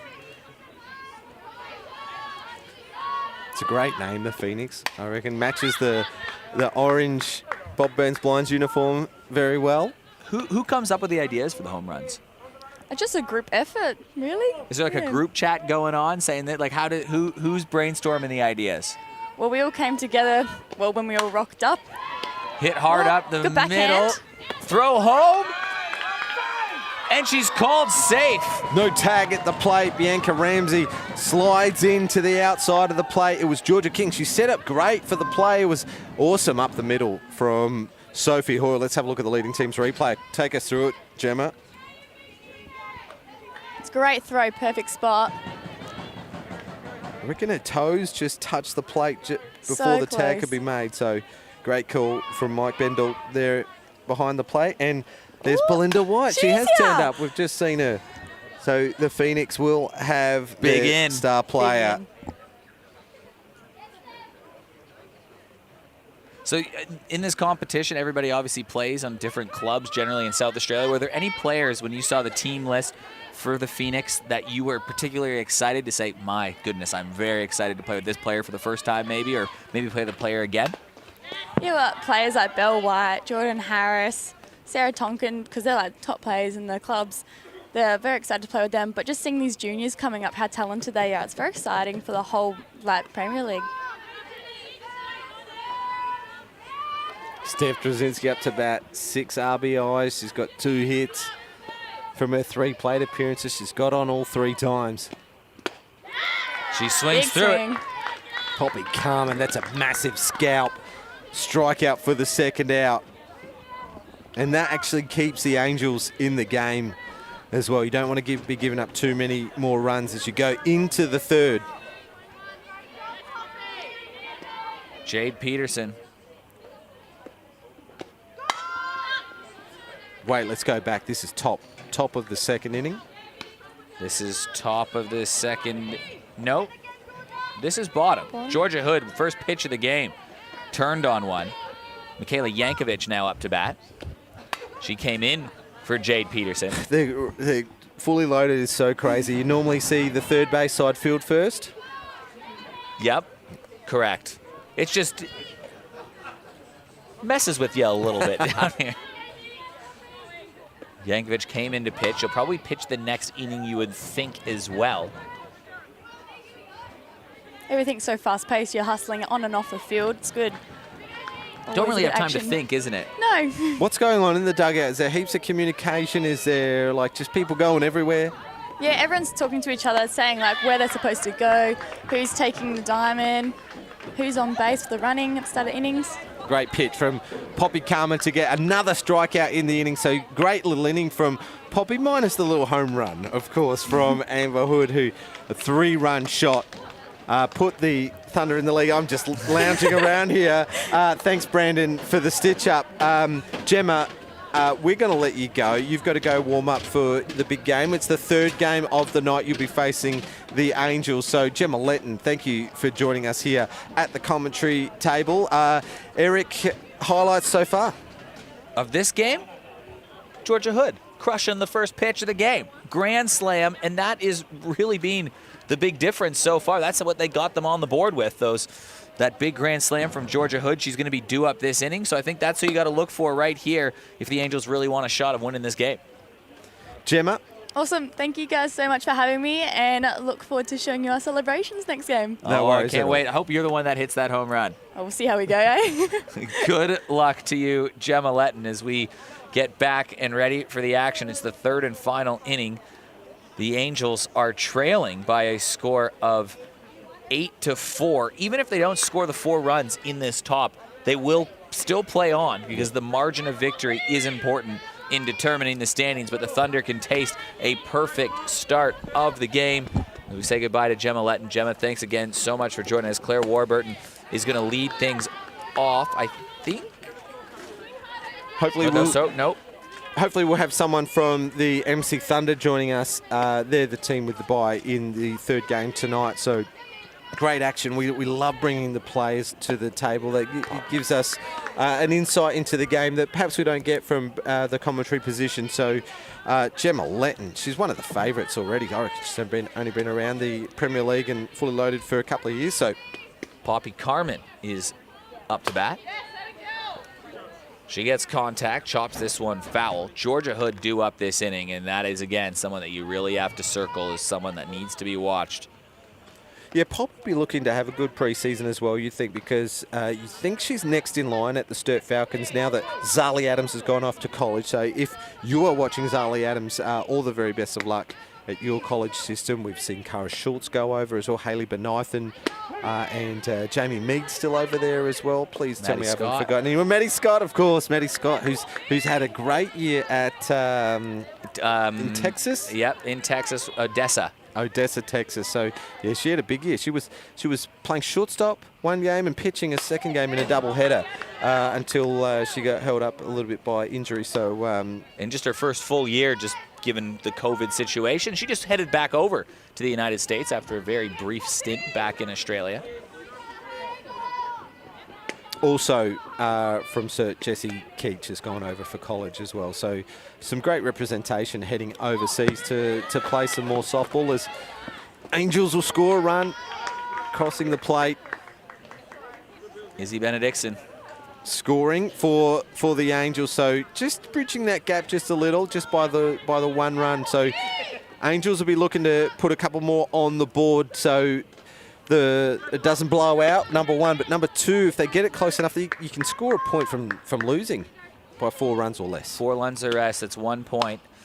This chopped over towards first. It just gets by the first basewoman, but they're going to get the out, but a run's going to score.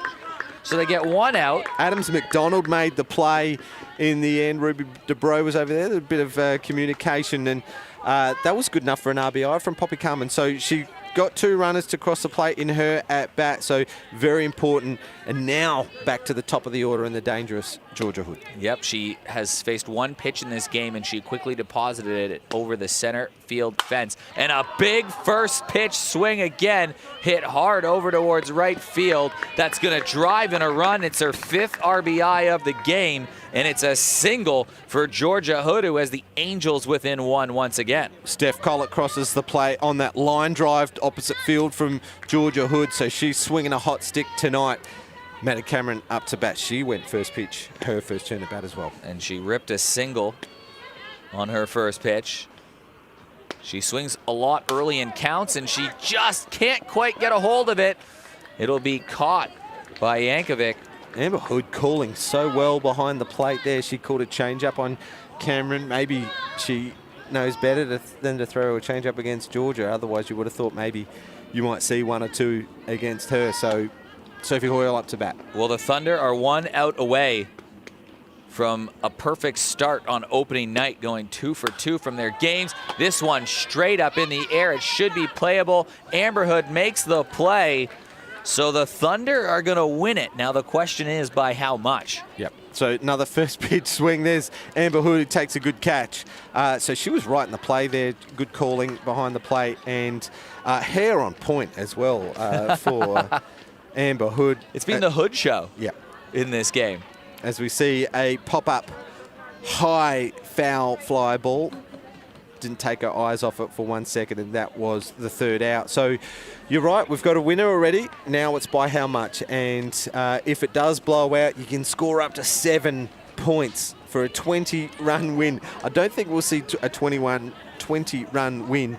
However, if it does get to 5 or more, Thunder will take all the points, and it'll be a clean sweep for them tonight because they got the 5 points in game 1 against but Bob Burns blinds Pheonix. So well, that's correct, James. And right now, the standings, if the score holds, it would move the Thunder to 7 points, and the Angels would get just a single point for losing between 1 and 4 runs.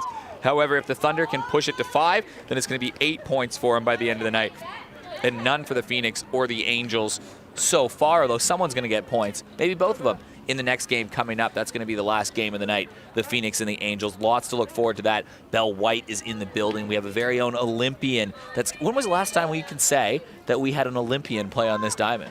Yeah, it would have been a while ago. We had 2008 was the last Olympics, and Stacey Porter played in that, and she played in the series Denzo versus the Aussie Spirit. That was in 2019, 2018, 2019 maybe. And actually, did Porter come to that? I'm not even sure. I don't think she did. But the Denzo coach was an Olympian. Yeah. But now we can say we have an Olympian play on the field in just a moment of minutes. Looking forward to that. But either way, the question is not will the Thunder win, but it's by how much, and it's a second pitch rip down the line. I've got a massive apology to make. Sue Tomlinson. Sue Tomlinson, oh my goodness. Was an Olympic team manager, and Neville Lawrence, of course, umpired at the Athens Olympics. So we've got our very own Olympians here. But if you're talking players, we might have to double check. Porter did come here in 2000. I was more referring to players, but yeah, we have our own Paralympic involvement. I don't even know what the word I'm looking for, but part of the commentary Kathy Lambert is over in Tokyo right now. But meanwhile, a chop over and Collett made a great diving effort to try to get the out. It's just going to be 1 run scored, so the effort at least limits the damage. Oh, she was just millimeters away from our first web gem of the year, and she just went so hard to that backhand side. Let's have a look at this here on the slow motion replay. Thanks to leading teams, and it just out of the glove. So great to see Steph Collett back on the diamond. Shades of Neve Adams last year. She was drafted in the Angels team, I believe. So we might see her throughout the course of this season. Let's hope so, at least, anyway. Aaron Adams McDonald up to bat. Watches this one just high and inside. 9-7 game. The Thunder trying to push this one to 12 at the moment to get that extra point and take one away from the Angels. This one's still riding a little bit high. Amber Hood has a home run. She's standing on deck. Someone to watch for sure. Yeah, you don't want anyone else to score past the runner from second, so that'll put it out to 4 runs. So Aaron Adams McDonald represents that 5-point margin if she can score. Chopped over the head, over towards right field. That's going to score 1 run, and it continues the base runners to be cycled around the path here. Good for Aaron Adams McDonald, getting a piece of the ball opposite field, drives in the run, brings up Amber Hood up to bat. So great play here from the reigning premiers, the Thunder.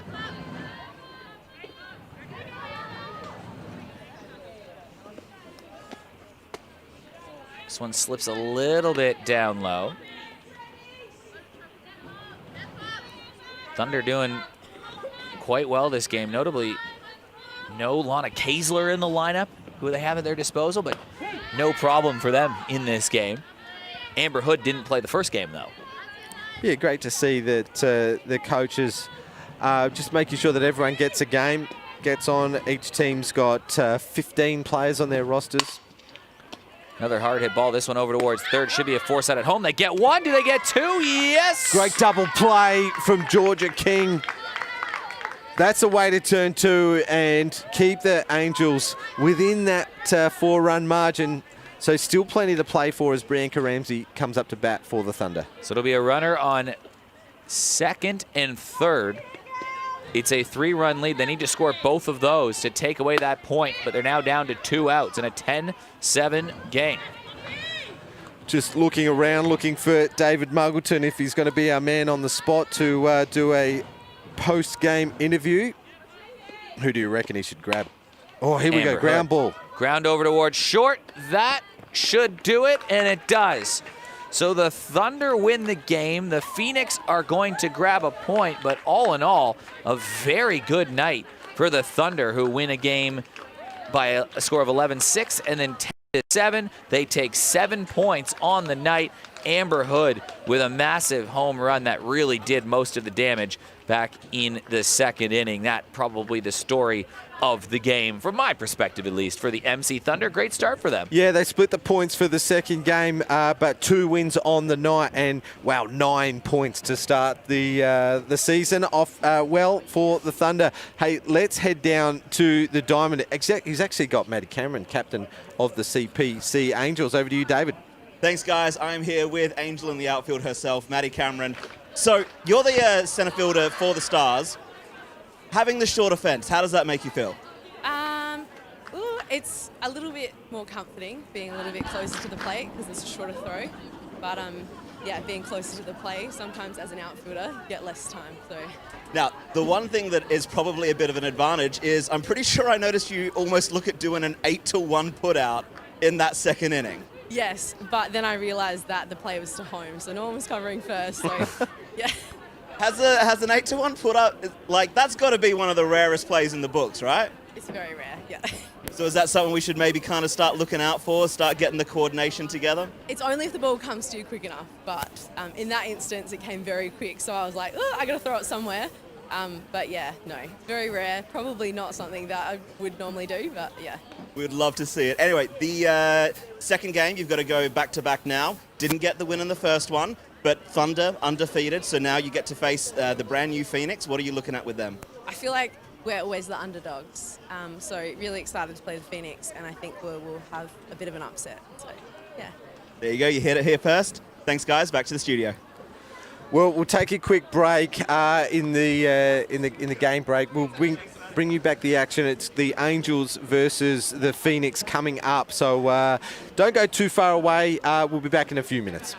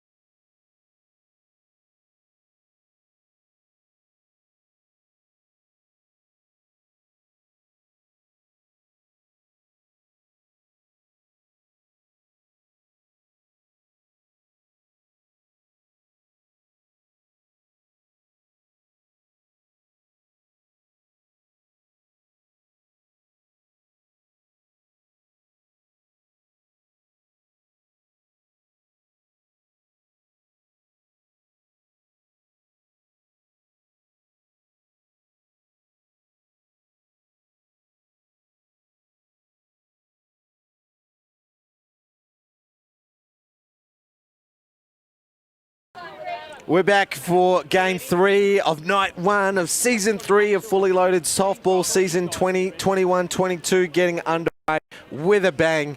And, well, Eric Balnar is joining me. And what's up, so everyone? far, 2 games, 2 results in the favour of the reigning premier, the Emmsee Thunder. Yeah, and the bat has been obviously a big factor, and you'd expect that when runners start on every single base in the games. 3 different home runs. Georgia Hood, Amber Hood, and Steph Treszinski. You know what? You probably would have expected them. They're the usual suspects that are hitting the home runs, and they've done a great job of putting that ball over the fence so far. But this last matchup is quite interesting, and, you know, you take a look at the lineups. I'm looking at the sheets right here.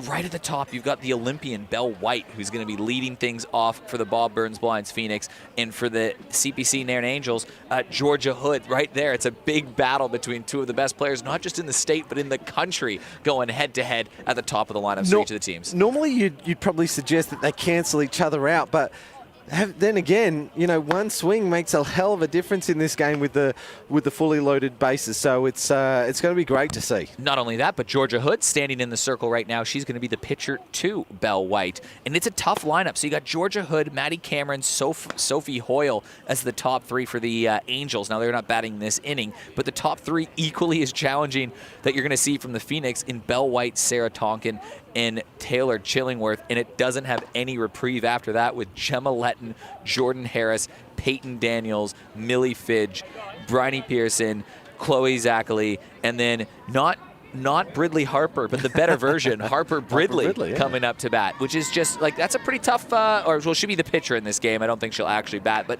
either way, that's just such a loaded lineup that we're about to see from the Pheonix here. Angels not to be outdone have got a pretty handy middle order as well. Georgia King, Steph Collett, throw in names of Sophie Roberts. Georgia Burr won a national under-16 hitting award as well. So would this be Belle White's first at-bat since the Tokyo Olympics?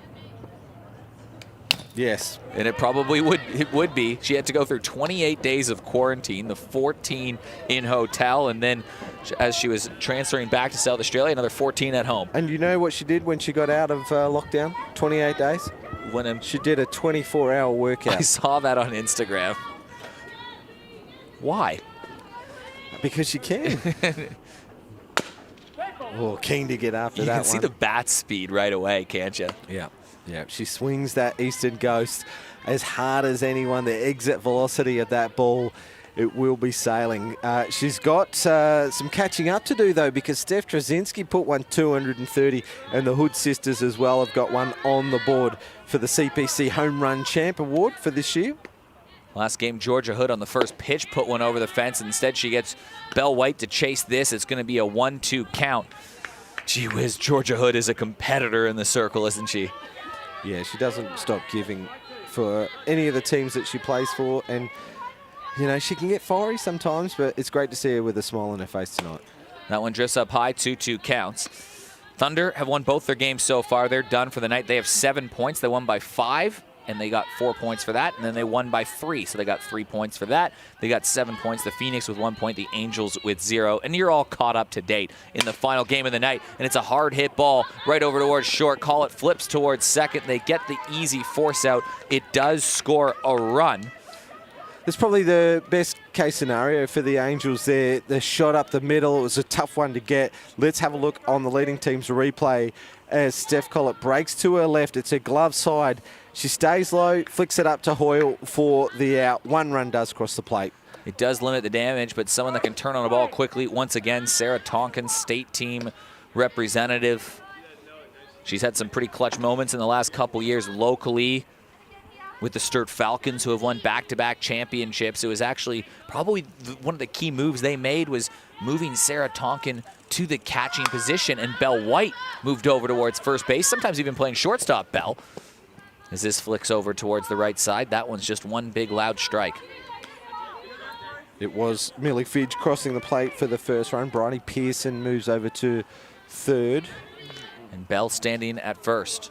The runner that was forced out was Chloe Zachary for the first out. Whoa, Tonkin. That's a drop down. Stopped dead, didn't it? Gee, she's smiling, but you'd never like to see that. The sound, I thought, oh, it was off the bat, but it's hit her in the helmet, and Umpire Steve Walashari just double checks with Saratoga. He's pretty happy with Wow. I think it caught her probably in the right spot of the helmet. It wasn't directly on the side. It was kind of on the front in that kind of loose gap there. Looks hard, though, because Georgia Hood has a little bit of a bullet that she can throw, too. Either way, the bases are loaded, and Taylor Chillingworth, what an electric season she had last year in the Premier League competition. She was up slugging it with the best names in the comp, in the country even. Yeah, and by the end of the season, I think she was in the top half dozen hitters in the comp, and a little unlucky not to make all season selection for the competition, but selected by the coaches. But you know, in her place was an Australian player who hit her. So I mean, you can't be disappointed with that. But you know, one to watch out for this season. That one slips up high. It could be another run, but caught dead running towards home. Well, she had to go for it because the runs aren't coming free and flowing for the Pheonix. So just caught short at the plate, and a good play. Good hustle from Georgia King to fire it back to Georgia Hood. Let's have a look at the leading team's replay. Bryony Pearson getting tagged out. Belle White moves to third. Sarah Tonkin moves to second. Catch a speed up for Belle White. Must be doing the catching duties tonight in her first game for Bob Burns Blinds. It's the White family business, isn't it? It's, 13, 1-3. Bryony Pearson goes back over to third base for the catch a speed up as we have a look at the leading team's replay to see great play from Georgia King. She got a lucky bounce back off the net. You love those as a catcher. She really did. So it's just the one run on the board right now, and now 2 outs and a big swing through that. That's already the second. Make it 3. That should be the third out right there, yeah. 2 batters, 3 outs. That is an odd inning right there. So 1 run scored. 1 run scored. That is very good defensively for the Angels. Georgia Hood will be quite happy with that, and she's going to get a chance. She hit a home run on her first pitch in the last game, but the Angels stormed out to a big lead in that, but they ended up losing that game by 3 runs. So a lot can happen, especially when runners start on the base every single inning. Yeah, you just cannot count out the offense in this game fully loaded. Shorter version of the game, and for all the resources that you need to play fully loaded in your own association, you can go to the Softball Australia website, check fully loaded, and you can also catch the action from the Summer Slam from two seasons ago. 2019 was the inaugural year that it was played, the Summer Slam Softball Australia event, but it's not just for elite players as well. You can be no experience whatsoever and you can play fully loaded softball. So check the website, softball.org.au. And really puts a lot of high performance pressure on a lot of these athletes from all the levels. You're playing in high intensity situations where there is a runner on every single base. The margin for error is quite literally 0. We've seen a couple errors tonight burn some of the players and come back and haunt teams in big ways. Yeah, it's tough for the players in 1, pre-season, 2, fast-paced action, 3, it's action non-stop from the first pitch, and you know, there is pressure applied because the runners are on base. So, yeah, you're going to see a couple of mistakes here and there, but you know what? They're not playing for anything here except for some fun and enjoyment. And that's what we love about fully loaded softball, is that you can see the joy on each of the players' faces because, you know, they don't get to play alongside these guys week in and week out. The teams are mixed up. It's not just club teams mixed up, but it's state teams mixed up as well. So, yeah, great opportunity to play under a different coach as well and enjoy it, make some new friends in the process. Now, it'd probably be a pretty cool experience for young Harper Bridley to be throwing right now to Belle White, the catcher for this game. And Bridley Harper is you know, probably the usual one that throws to Belle White, but it's Harper Bridley this time that gets to throw. Absolutely, and gee, what an experience for her. Like, she would have been watching every game that Belinda played at the Tokyo Olympics, and now here she is getting to throw to her. So this might be a highlight of her career, I reckon. Harper Bridley throws. And throwing to Georgia Hood. And throwing to Georgia Hood. Harper Bridley having a pretty cool experience to start, and she gets Georgia Hood. And the moment's not too big for her because she's got 2 strikes on the batter as well. So Georgia watching the first one over the plate. She'd faced 2 pitches for 2 hits her first turn up her first game. Maddie Cameron standing on deck, so it doesn't get much easier, unfortunately, for Harper Bridley. But she's off to a good start here. Yeah, Pheonix need to be tight in the field because they only managed to score that 1 run, and that was from great defense. That one just hugged the outside corner. So it's 3 balls and 1 strike for Harper Bridley. Different conditions for Belinda White. Let's not forget that when she was catching for the Aussie Spirit at the Tokyo Olympics, she was on artificial synthetic surface, so there was no give in the field, like there was no undulation in the diamond as well, so perfect conditions. So on the dirt field, the skin field, it might be a little bit different conditions here. Just low and away. Brings the count to full, I think. Yep. We said 2 batters last inning. It was 3. It was 3, yeah. Hit by pitch. Drops down low. That's going to score the run and tie the game. So it's a walk to Georgia Hood. To be totally honest, that's actually not the worst case scenario. Georgia Hood, you saw in the first game, can really give all kinds of problems to a pitcher. But so can this woman, Maddie Cameron, and she's 1 for 2 on the night so far. She just missed her last one. She swung at the first pitch, both are at bat. She takes this one in for a strike, though. So a good pitch from Harper Bridley. But it is a 1-1 game, and base is still loaded and no out. Just mentioned the diamond. I really have to make a special mention to our volunteer grounds crew here at Softball SA. Rue and John and Graham do a great job year in, year out, and they've got this diamond up into great playing condition, considering that there were weeds on the field. This looks fantastic. This looks absolutely fantastic. Hard hit over towards third, just gets by. It's going to score 1 run. They'll think about 2, but they'll think twice. Job done for Maddie Cameron. They score the 1 run, but again, I think if you ask, you know, the Pheonix at the start of this inning, if you only allowed 2 runs through the first 2 batters, it's probably not the worst case scenario. Yeah, well, the hitting power that both these lineups have, you'd take 1 or 2 runs an inning any day. But now this is where the defense needs to step up, and it still doesn't get easy. Sophie Hoyle can also hit the ball a long way. Yeah, we've seen her hit hard balls for Glenelg Rebels and West Torrens, and now she might be due for the Angels. Hoyle lifts one over towards right field. It's not going to have enough distance.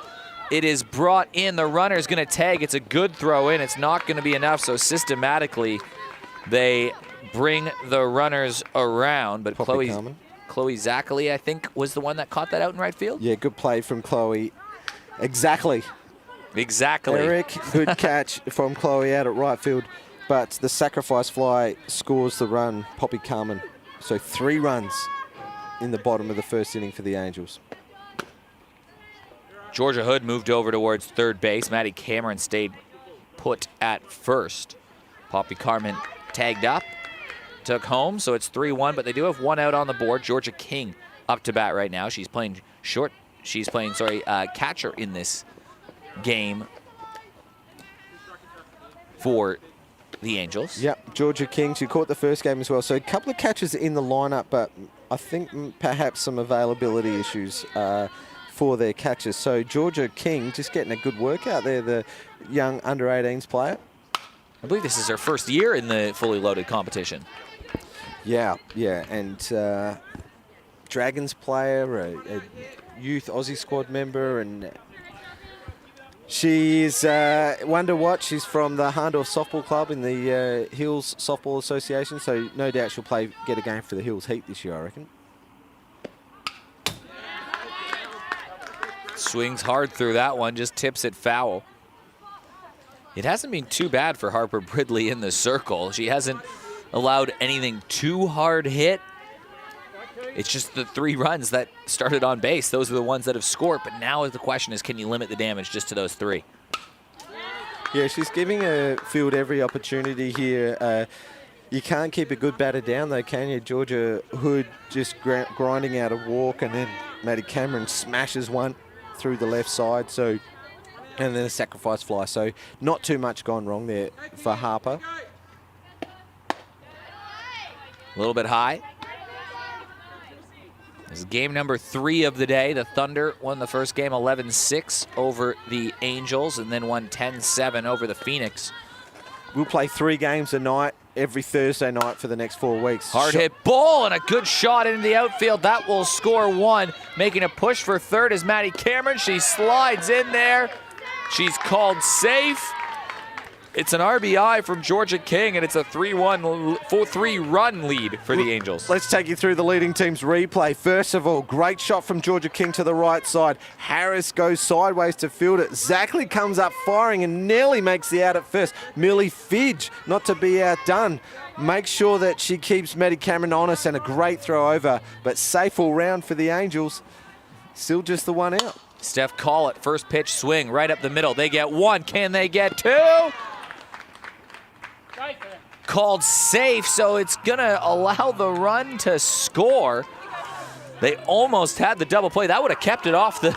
That was a huge call right there in the game. We're gonna get a look at the leading team's replay. It was certainly a close play, but Collett grounds out up the middle. Leading team's replay. Flick from shortstop over to Harris, who fires it from 1 out and safely at first base, Steph Collett. So an RBI from Steph Collett on the fielder's choice. Gemma Letton at shortstop for the Pheonix. Warburton, her first at bat of the night.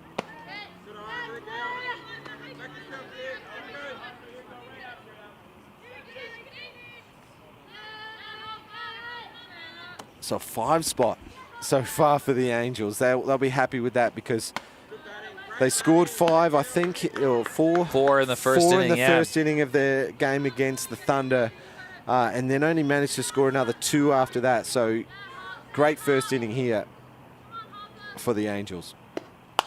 Warburton, slow roller, and that might just be the sweet spot, but it's a good throw across the diamond to end the inning. I think it was Letton that charged onto that one. Letton at short for the Pheonix. So a little bit of work for them to do now, but they got out of it pretty well. They weren't too bad in the field. The Angels' bats were just on fire. So can we see a rising Pheonix in the last 2 innings of the 3rd game of Season 3 of Fully Loaded Softball Action? James Harrison, Eric Balnar, and it's a shout out to everyone across Australia. Thanks so much to Softball Australia. It's a joint post tonight. It's a joint live streaming on the Softball Australia Facebook page, Softball SA Facebook page, Spacequake Sports YouTube as well. So everywhere. We're gone global. Absolutely. So give us a share and a comment and a like, and we'll try to give you a shout out if we can. But WBSC, we know you're watching. Give us a share. Get us out there. Come on. We want WBSC to be playing Fully Loaded Softball on all their channels as well. So let's get them over to there. Laurie Guthrow, I know to you're the dark watching. side. Yeah. Softball. Let's go. But here we go. This is a big part of the lineup. It's the middle of the lineup. Gemma Letton, then Jordan Harris, then Peyton Daniels. All of them can swing pretty good. Gemma Letton was in the commentary box with us last game. She said that to look forward to this celebration. That means that maybe she can take it in her own hands, and she has a big hack at the first one. Yeah, they've got Georgia Hood to get by first, but I think there's a couple of Eastern Ghosts coming up here. We've got Gemma Letton swinging one, and Jordan Harris swings the Ghost as well. So very special thanks to the team at Eastern as well. You can see their signage up around the place. They've been great partners. And here's a big shot down the right field line. And, moving under that was a nice catch. They're going to get a runner tag home. So Gemma Letton. Poppy Carmen with a great catch in foul territory. Belinda White tagging up. So a sacrifice fly. 1 run does score, but a great out. Great catch taken by Poppy Carmen. She's done it all tonight, hasn't she? She's done some pitching, done some good batting, and let's have a look at the leading team's replay. Great shot from Gemma Letton hitting that opposite field, giving the runner every opportunity, and a good catch on the run. Well, they do get 1 run back, making it a 5-2 game. Jordan Harris, she had a handful of home runs last season in the Premier League competition. Yep, she was the home run leader for the Premier League last year, and that's not too bad when you've got the likes of Hood and Cameron and White. All had home runs as well during the season. Even players like Sophie Hoyle have been up around the mark. Jess Maslin known to deposit a couple over the fence. So Jordan Harris steps in. She's got 2 runners on. A swing in the bat would tie this ball game. We get to see the much anticipated Pheonix celebration. That was low for a ball. So Harris taking a few pitches here and no doubt keen to make connection.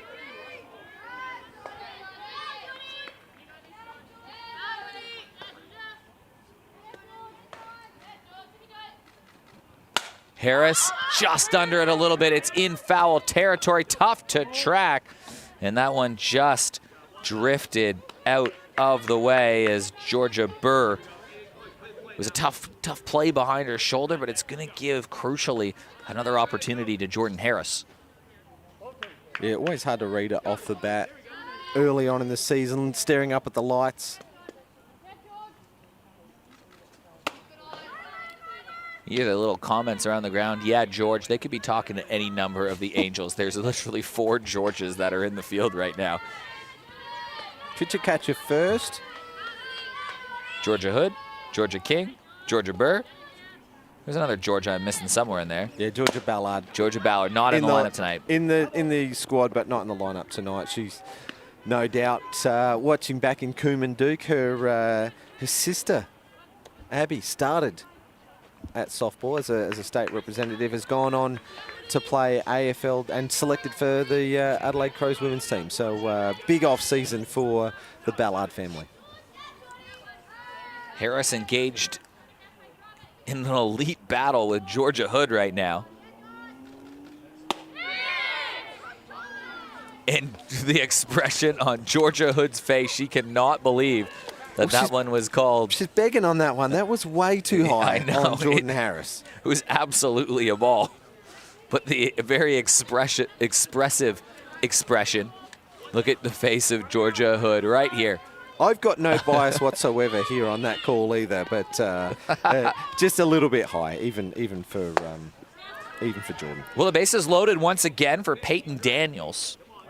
She can hit the ball hard.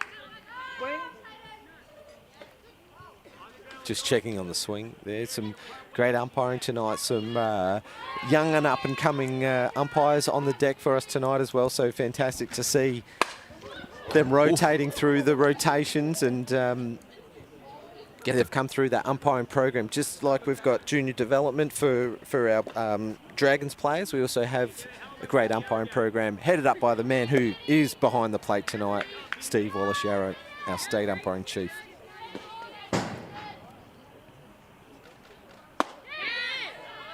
That one rides up inside. Again, the big expression from Georgia Hood. I think she's fighting a losing battle here because that one did look inside. She wears her heart on her sleeve, Georgia Hood. Absolutely. Daniels, hard hit ball. A nice snag over at first. They get one. The ball just flares away, and they're going to get 2 runs out of it. Great running from Chillingworth to get round from second base. Good shot from Peyton Daniels. It was scooped up well from Georgia Burr. Let's look at the leading team's replay. Great camera angle from Jonathan, I think it was, behind the camera there. Georgia Burr's throw just goes over the head of Georgia King. And here comes Chillingworth to score the second run. Was Tonkin? All the way from second. Tonkin scored from third? Tonkin did score from third. Brings to the plate Millie Fidge. She scored back in the first inning, but that was because she started on third base. So the Pheonix have put 3 on the board. It's not bad, but you just feel like it's not going to be enough. They're going to need that one big inning at some point, and 2 outs makes it tough. Maybe it'll be as soon as Georgia Hood gets out of the game. Pitch rides a bit down low. Millie Fidge, how she's going to go this year. She'll be the one. She'll be the ace for Sturt this year. Partner in crime, Zali Adams, over in college this year. Might be an opportunity for Sturt to use some of the younger players that we've seen in this game already, but this slow roller back to Hood. She gets the out, so 3 runs put on the board from the Pheonix. Nothing too much in spectacular fashion. They've played 2 innings. They've only scored 4 runs, and that 1 inning of damage for the 5 runs right now looming very, very large as the Angels are in pole position at the moment, aren't they? With a couple big hitters coming up to start the inning. We're going to see Sophie Roberts the first up to bat, and she can hit the ball pretty hard, can't she? Yeah, and thanks so much for sticking with us as well. I was just checking the social media. Wanted to give shout outs to those who are watching. Sophie Roberts is up to bat. She's a superstar for the Walkerville Cats, and she was a junior Aussie Spirit player as well. So she'll be keen to extend this lead for the Angels. Pitcher will remain the same for the Pheonix in Harper Bridley. She didn't pitch too bad in that first inning. There weren't any too hard hit balls, but it is tough when you have those bases loaded situations at all of the times. Eric Ballnar, James Harris calling all the action for you. Big time gamer Sophie Roberts leads things off. A massive opportunity for the Angels to really pad this lead and put all kinds of pressure on the Pheonix as they head to the third and final inning. No matter what happens, you play the full 3 innings. Each team gets those 9 outs, those runs, super important. So Sophie Roberts up to bat, takes the first one for a ball. She hits that one that's low, throw across from Harris. They get one, and they do score a run, so it's an RBI for Sophie Roberts. Georgia King will score. It was Letton, stayed low on the ball that was hit pretty well. Let's have a look at the leading team's replay. Sophie Roberts tracks the ball well. Look at those eyes set and focused in on that ball. Drives it to shortstop and scores the run from third. So Angels put another one to the tally. Georgia Burke up to bat. Keen to see Georgia play a bit more of a role in the Premier League this year. She promised so much after that under-16 National Hitting Award. She pops this one to the right side. Millie Fidge will give up a run to make an out. So 2 outs, 2 runs from 2 batters. Poppy Carmen is the next one up to bat. And just a couple of pitches as well. Now, Poppy Carmen, she might be one of the ones that might have to try to fill that void that's going to be left by Zolly Adams over at Sturt. Yeah, and you, like I said earlier in the night, she's probably the next one. Oh, no, very quick inning. 3 quick plays, and 3 ground balls. And we don't get a chance to talk, do we? Just 2 runs, though. That's a very good inning defensively from the Pheonix. You take those 3 ground balls.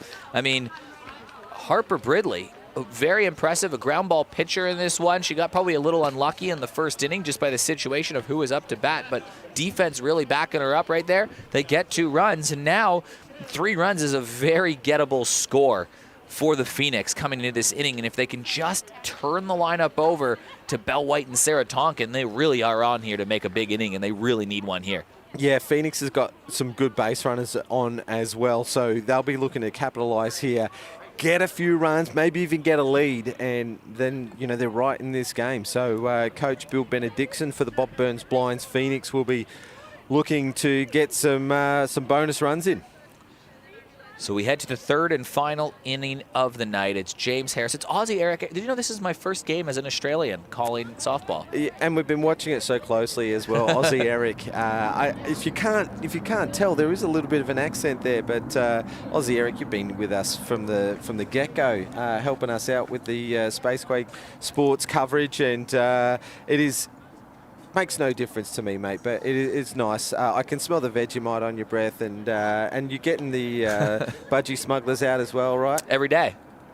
So it's part of the routine. Aussie Eric joining us here in commentary. But probably a big moment here for the Pheonix, knowing that Georgia Hood, no disrespect to any other pitcher in the game, but Georgia Hood, we're talking Aussie Spirit caliber pitcher. She's out of the game. She's reached her innings limit. She's pitched 3 on the night, 2 in this game. So it's a fresh opportunity for them to really pounce, because it's Poppy Carmen back in the circle. And like you said, someone that we're really going to be watching for this year for Sturt, but she's pitching for the Angels right now.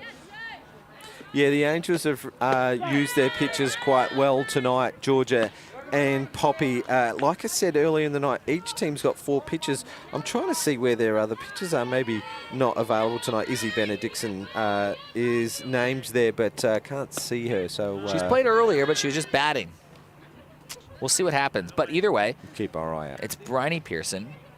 She's batting right now. Chloe Zachary stands on deck, and Belle White would be due up, but it's not a guarantee you get to the 3rd runner. You can make outs quite quickly in this format. That one just drops a little bit away, showing the off-speed stuff from the pitcher, Poppy Carmen. Yeah, and we're hoping for all the best for Bryony as well. Last year, she actually hurt herself in Fully Loaded, so it put her out for most of the remainder of the season. So we're hopeful for her tonight. Oh, a really nice snag over at third, and they get a double play.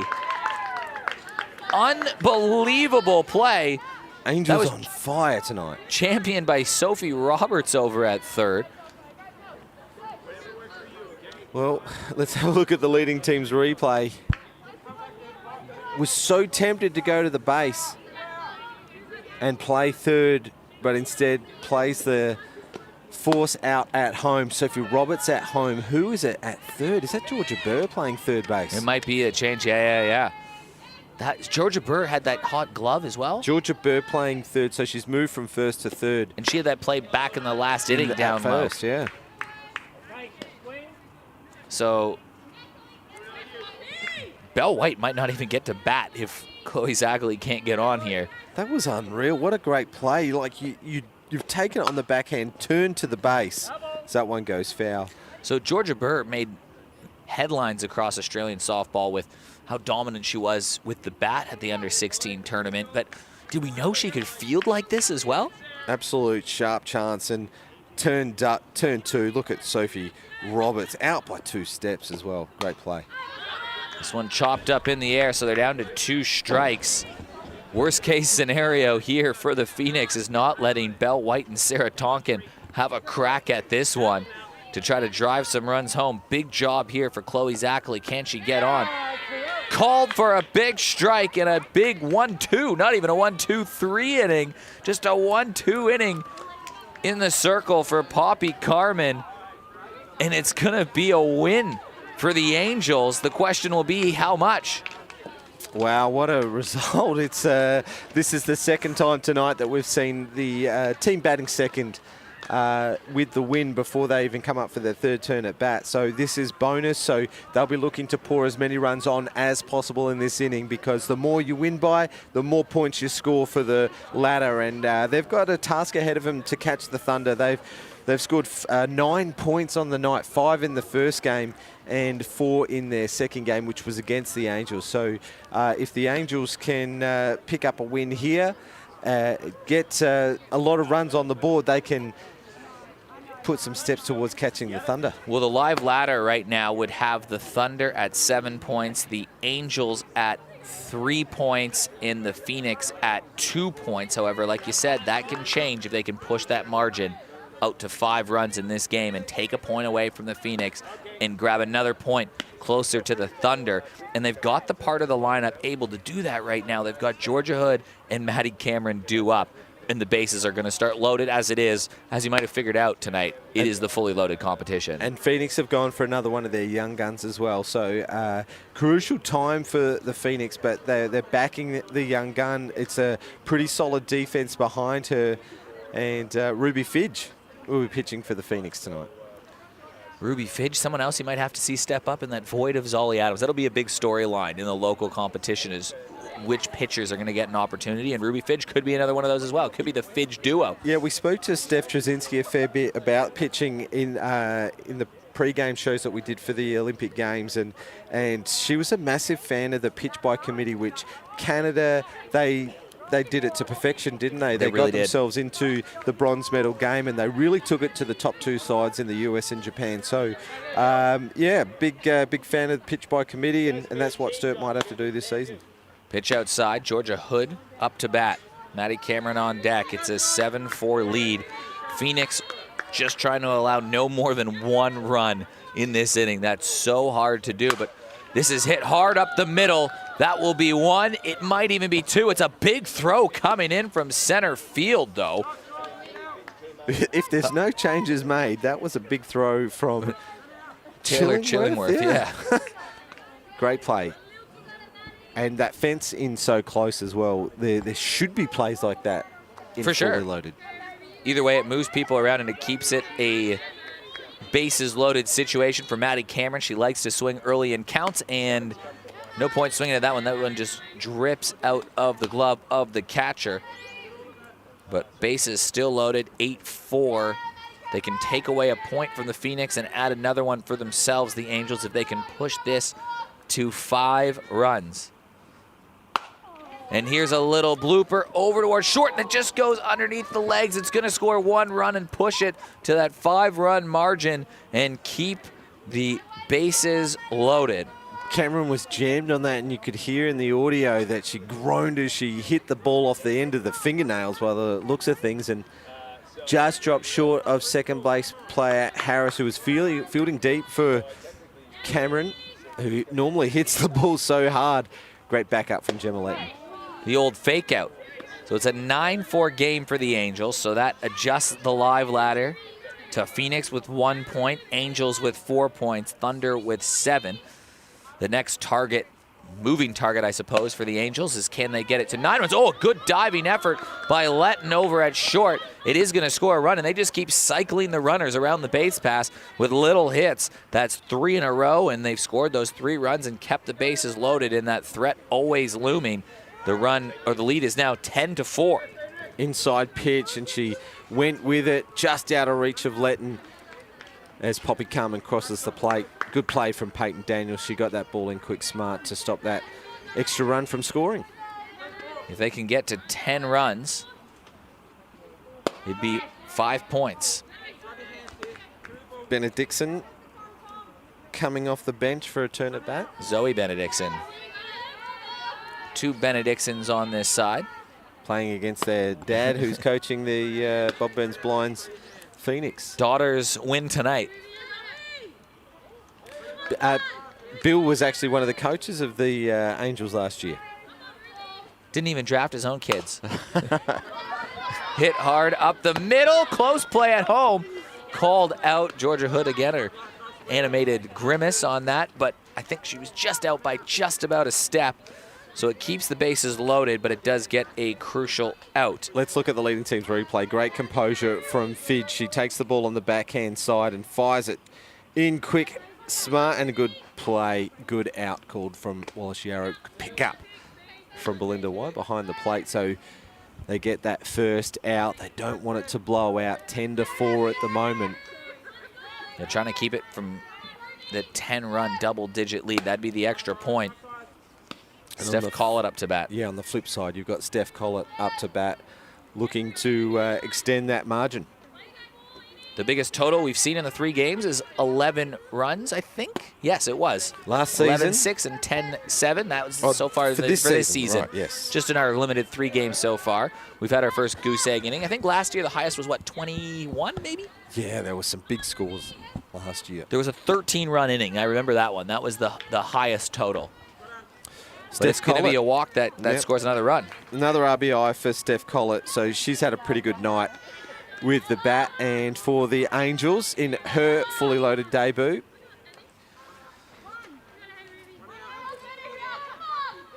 Ella Forrester steps in to pinch hit. Is this her first bat of the night as well, I think? Second at bat. She did appear in the first game.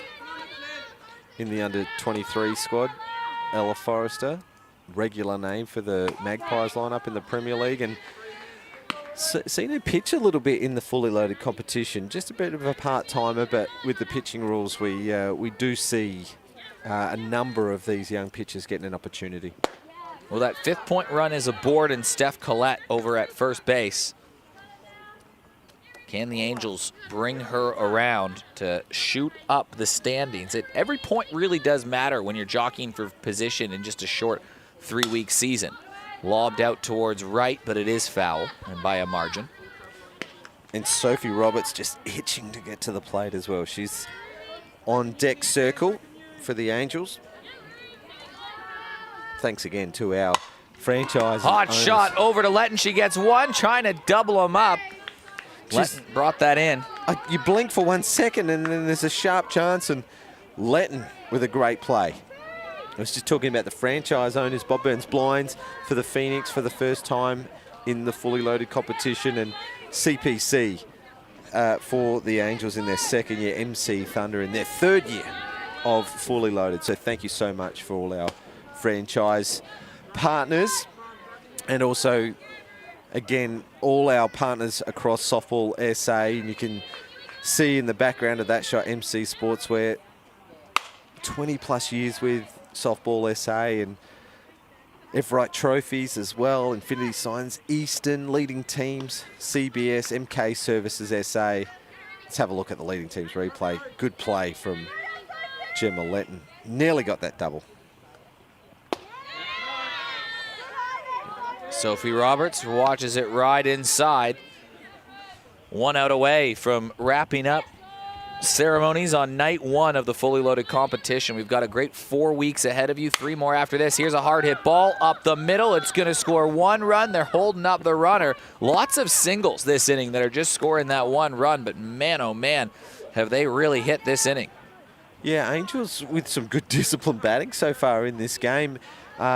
Compared to last game where they struggled to score after that big home run from Georgia Hood, only putting 2 runs on for the remainder of that game. And whereas this game, they've gone up to bat a little bit more controlled. No big flashy home runs, but, well, they got the job done. Georgia Burr has been the star in the field. She made that spectacular play over at third that caused the double play that led to the first goose egg inning in the top half of the inning. She's up to bat. Can she push the Angels to a 10-run lead? She chases 1 out of the zone. Rising star. Get familiar with this name, Georgia Burr.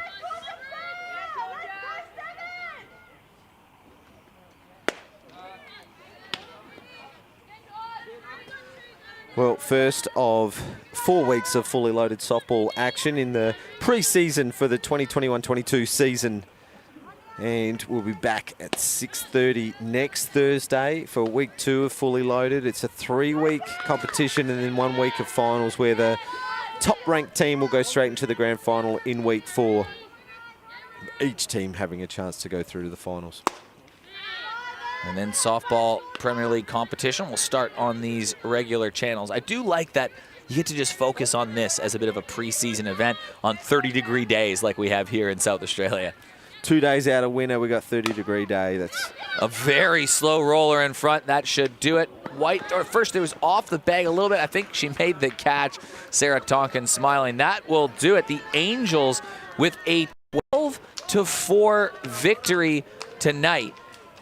And that is a big win for them. They're going to get 4 points on the board. So the ladder after round 1 will be Thunder with 7 points, Angels with 4 points, Pheonix with 1 point. All teams will play each other again next week, but obviously the Thunder in pole position. James, some standouts for you in this game? Yeah, it was pretty evenly spread across the Angels lineup. We saw some of the young guns contribute. Steph Collett was solid as a rock. Georgia Hood was on fire from the pitcher's plate as well, so she didn't do too much wrong either. Maddie Cameron was swinging the bat hard, so great all round for the Angels. For the Pheonix, don't count them out just yet. They will fight back, and I'm sure you'll see it next week. So.